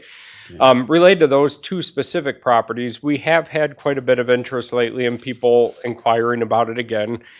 That's continually. So whenever we have a business that contacts our department saying, I'd like to move downtown, I'd like to open this type of space, we do offer up our city-owned properties as good examples. I believe last week there were at least 3 people who have expressed an interest. One said, if I want to bring a proposal to council, how do I go about doing that? And so we're always chasing those leads. And there is frequently we get those kinds of requests from, somebody reaching out to Amy about a brewery, or, somebody wanting to do some other type of use for that property. And anytime we get wind of somebody who wants to do something downtown, we do follow up with that and continue to. So I do hope council feels, we are actively still trying to fill those buildings. We are actively trying to redevelop them. And much like I think the St. Mary's Academy property, it's just trying to find the right one who will take the leap and do it in a manner that's going to fill what city is desired to see in them. So I think we definitely like to feel that you are doing that, and you guys do a great job. But we'd like to, if you share it with us, then we'll know for sure that you're doing that. Sure. So we appreciate that. Yeah. And then lastly, Your Honor, I just want to announce the Juneteenth Family Reunion Celebration will be held on Juneteenth, Wednesday, June 19th at 624 Elmira Avenue from 2 p.m. to 9 p.m. Bring your lawn chairs. We're going to provide a lot of shade out there. We know it's going to be hot, but if you can stay in the heat, come and have some fun with us, celebrating freedom and community. Thank you. Thank you, Your Honor. Thank you, Councilwoman. Councilwoman Germaini. Thank you. And with Juneteenth, I was at the gala at the ELCC last Saturday. It was a beautiful event. They had impact awards down there for several people who were well deserved at getting those legendary rewards, because they are legends in our community. So I want to congratulate all the recipients of the awards and thank you for having it down there. It was just a beautiful evening, a beautiful event, and the food was really good too. So thank you. Councilman Lamore. Thank you, Your Honor. I wish all the success for the Juneteenth celebration. Last year, I know it was a great success, and I look forward to hearing the same thing about that this year. Thank you to the NRC people that came in today to explain all of that to us, and I hope our residents take the time to make a couple of calls to them and ask questions if necessary. This is the time. They're here. They're willing to answer. They'll give you all the information you need, so make sure that you take advantage of that if you can. As our Community Development Director explained to us, St. Mary Academy project, I'm obviously very excited about that. That's in my precinct. I think I was the only council person that mistakenly responded to the text and was told not to. So I apologize for that, but I was extremely excited about it, obviously.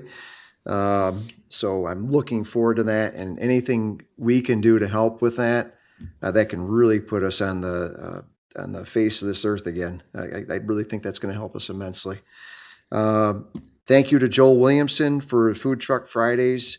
I think we waited maybe a half an hour or longer to get food this Friday from the food trucks. It has been an exceptional success. So look forward to it again this week. It's just a great thing for downtown, and it really kept the pedestrian traffic moving downtown. It was a great thing to see. So I look forward to seeing that again this Friday. Even with the heat, we'll take it. It was a beautiful thing. And that's all I have, Your Honor. Thank you, Councilman. So can always submit your responses is when the reply all, then everybody starts replying all. So he did great though, because he was very excited, as we all should be. And that was going to be my last comment, but I'll start there. So when we get to the city manager, he may have an opportunity just to get a brief update on the St. Mary's Academy. It's in its infancy, again, preliminary, but maybe just a couple minutes about how that's gonna move forward, I guess. Thanks to the presentations here this evening. It's informative, and that's what we want our council meetings to be, not just from the council, but those that have topics that are important to the community. The Food Truck Fridays was already mentioned.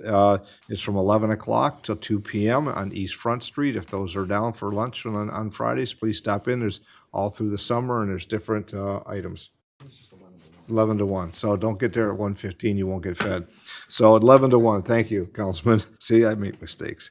The Juneteenth Gala Awards, Councilwoman Germaine mentioned, it was a great event. It was nice to see the Impact Awards and held outside under the tent by the Opportunity Center.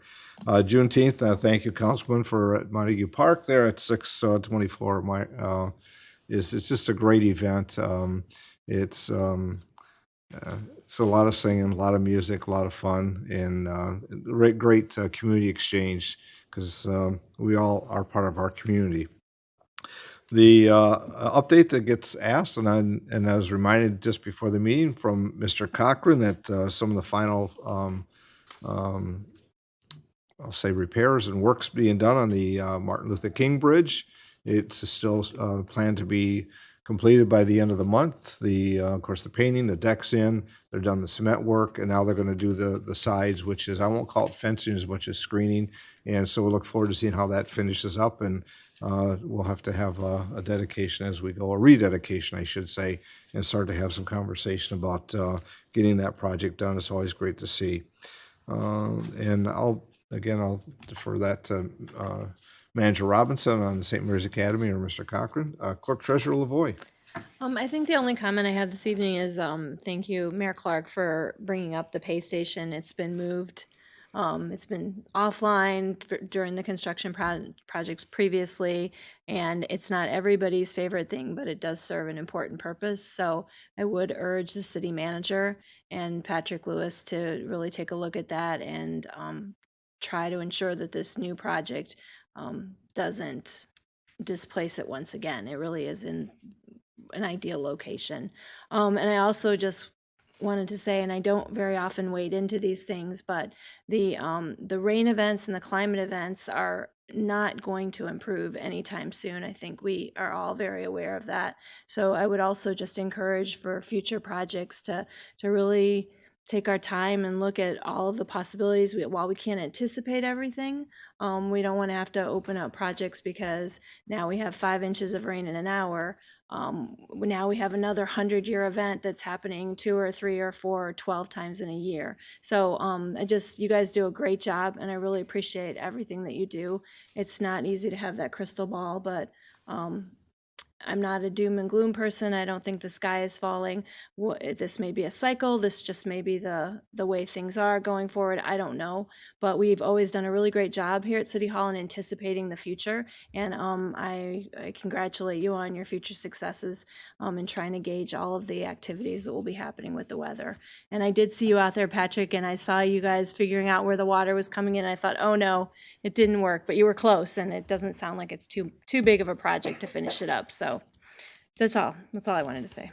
Thank you, Clerk Lavoy. You reminded me, as you said that, we talk about grants and grant funding. There's significant amount of grant funding available in that arena. I know that Water and Wastewater Director, as well as Engineering, Public Services, all the staff looks at opportunities to find grants.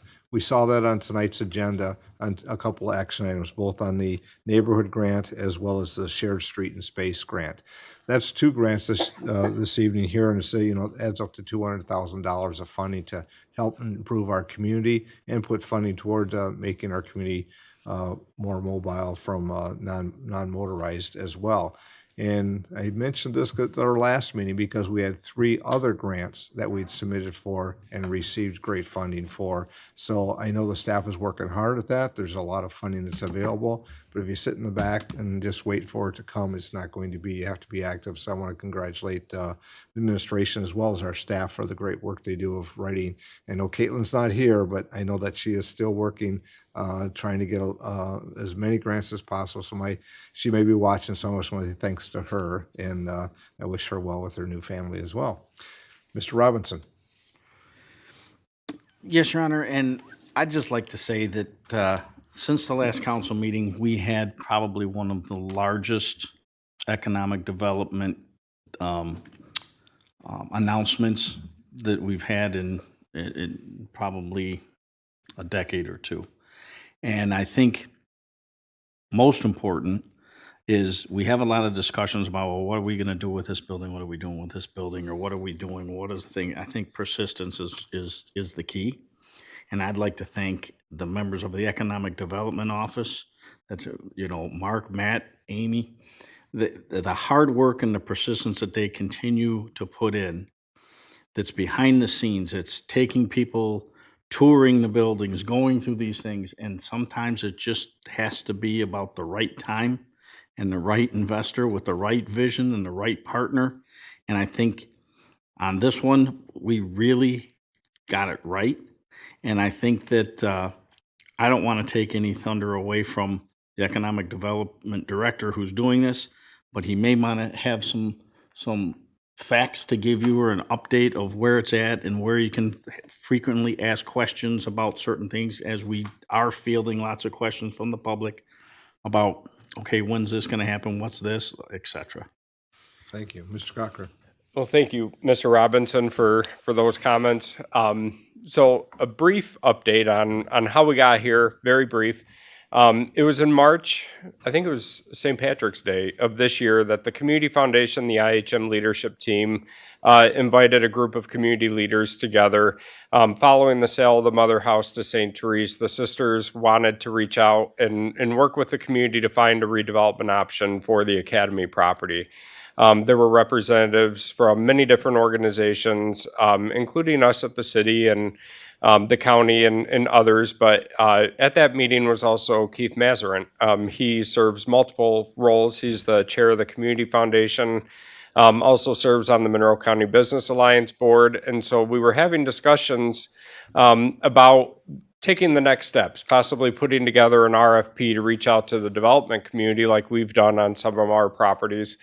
And as we were walking out of that meeting, Keith Mazarin leaned over to Sister Margaret and I and said, "I'd like to see the property." And said, "Okay, we can arrange for that." And said, "Do you have an interest?" And he said, I'm interested." And so that following week, we didn't let any grass grow.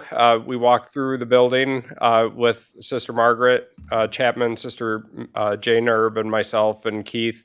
And I'll never forget the look on the sister's face when Keith walked in and said it was an absolutely beautiful building. They haven't heard that in 21 years that they've been walking potential folks through it. And Keith, went through the building and said, "I'd like to put an offer together to move the development forward." And so over the next 10 weeks, it all came together very quickly. We supported Keith with letting him know the city supported the development. The sisters worked with him on what an agreement may look like. And by May 29th of this year, Keith signed the agreement with the Leadership Council of the IHM. It is an option to purchase agreement. So for the next 2 years, Keith created another company. Of course, if you're not familiar with Keith, he owns Mid-American Group out of Newport. Does a lot of work for Detroit Edison and DTE, but also in the industrial engineering and construction field as well. Does a lot of work around the world. And so he formed a 14th company called KM Cornerstone to shepherd this project forward and be the owner of the project. KM, over the next 2 years, is going to be doing their due diligence. We have engaged with Quinn Evans Architects, with the Michigan support of the Michigan Municipal League with some grant funding to begin to do some space programming to figure out how is all the space in the facility going to be used in the future. Quinn Evans is the architect firm, nationally renowned in historic preservation, but they also just finished the work at the Michigan Central train station. So we feel like they're pretty experienced in this sort of project. But Keith's vision is for the lower 2 floors, the main level and the first floor, to be used as commercial and office and retail opportunities. The city was very interested in working with Keith. Councilwoman Vining, you had asked about how does somebody who wants to start a business start a business? We've been engaged with some partners here in the community to start an entrepreneurship hub or an incubator where resident or interested entrepreneurs can go and learn how to start a business and then possibly move into a co-working space and then move up, as Dr. Everly calls it, the lattice of entrepreneurship. And so we hope that that will be a part of this project going forward. The upper floors, residential, don't know the type, the number, the quantity, the layout of that yet. That will be determined over the next 2 years. And then he also intends to relocate his headquarters for Mid-American Group into the facility. And so over the next 2 years, working with the architect on space planning, what the activity construction is going to consist of, space programming, environmental due diligence. And so for the next 2 years, it'll be relatively quiet. And then at the end of that 2 years, if not sooner, he'll have the opportunity to execute the purchase and the conveyance of the property and start demolition. And to hear Keith himself tell the story, he wants to move very quickly. And so the sisters are very excited. It was announced to the congregation last Saturday, shortly before you received your announcement. And so with that, we have got a lot of comments and a lot of questions and a lot of outreach, as I'm sure you have, following the announcement. So on the economic development page of the city's website, there's a link called Projects, where we've listed the press release as well as an FAQ document where we tried to anticipate all the questions the community was going to have. But certainly, if you're hearing questions and we need to add some questions and answers to that document, please let me know. But we're very excited about the project. I believe Keith has been out of town this month, but we're meeting with him next on July 10th, and then we'll schedule monthly meetings going forward on the project and keep you informed and abreast as best we can. Thank you, Mark. And you said demolition, but it's not the building, but it's the work that needs to be done inside in certain parts. So Yeah, it's yeah. still standing. He does intend to save all of the building. He has a strong desire to preserve the chapel, the original chapel in the facility, as well as 2 of the ballrooms as well. The staircase, of course, is iconic, and we've heard a lot of stories about scrubbing that with a toothbrush. He recognizes the beauty and the grandeur of the lobby as well, and minor modifications to assist with handicap accessibility and those sorts of things, but he understands the importance and the history of it. Well, thank you for the update. Thank you. All right. Mr. Robinson, any additional comments? Nothing further. All right. So at this time, it's citizens' comments. And if there's those present here this evening who wish to make comments, you're welcome to do so. Just be mindful of the rules of the chamber. Please come forward to the podium, state your name, your jurisdiction of residence, and be mindful that you have 3 minutes. And I guess we'll start now. Any comments from those present here this evening? Yes, please come forward.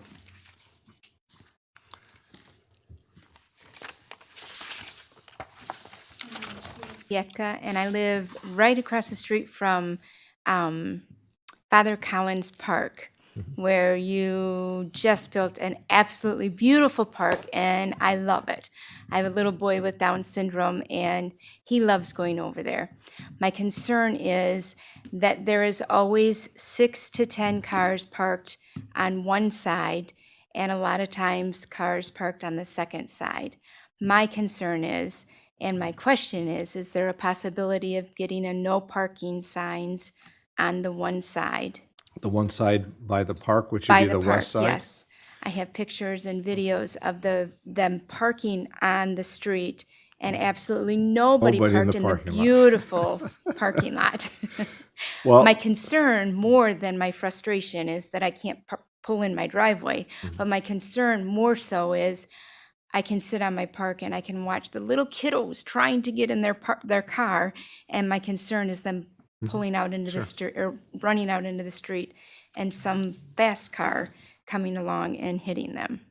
That's my I concern. say it might have not been something anticipated, so it's not a bad problem as much as it's an issue that we wanted for safety. Yeah. So if you have photographs in that, you can get them sent to Mr. Robinson, but we have kind of a process in place when we talk about traffic and parking. Sure. And actually, we have we meet as a traffic committee Sure. that usually enter through the Mr. Lewis. You can make sure he receives your name as well. Okay. So, and then what we do is we move it through the traffic committee, which is residents, to hear what the request is. How does it fit with the current traffic ordinance? What's possible, what's feasible? And then we kind of move it through the process, okay? Okay. So make sure you make contact with both those before you depart, and then and we'll see how we can move that forward. So Mr. Lewis will get back with you. Okay. Thank you thank so you. much. Thank you. Other comments from those present here this evening? Any public comments? Hearing none. Motion to adjourn. Motion by Councilman Lamore, supported by Councilwoman Germaine to adjourn. Clerk, please call the roll. To adjourn into. Oh, that's right. closed We can't session. leave. We're not, you all may decide to stay, but we have a closed session. Thank you, Mr. Bud. So it's not to adjourn, but to go to closed session. So we'll retract that motion. We need a motion to go into closed session for the city manager performance review. Look at them all leaving already. You don't want to stay? For the performance of the city manager, second quarter feedback. I'll still support. A motion by Councilman Moore, supported by Councilwoman Germaine to go in closed session. Clerk, please call the roll. Councilperson Felder, Yes. Stilgrave, Yes. Vining, Germaine, Yes. Lamore, Mayor Clark. Good golly.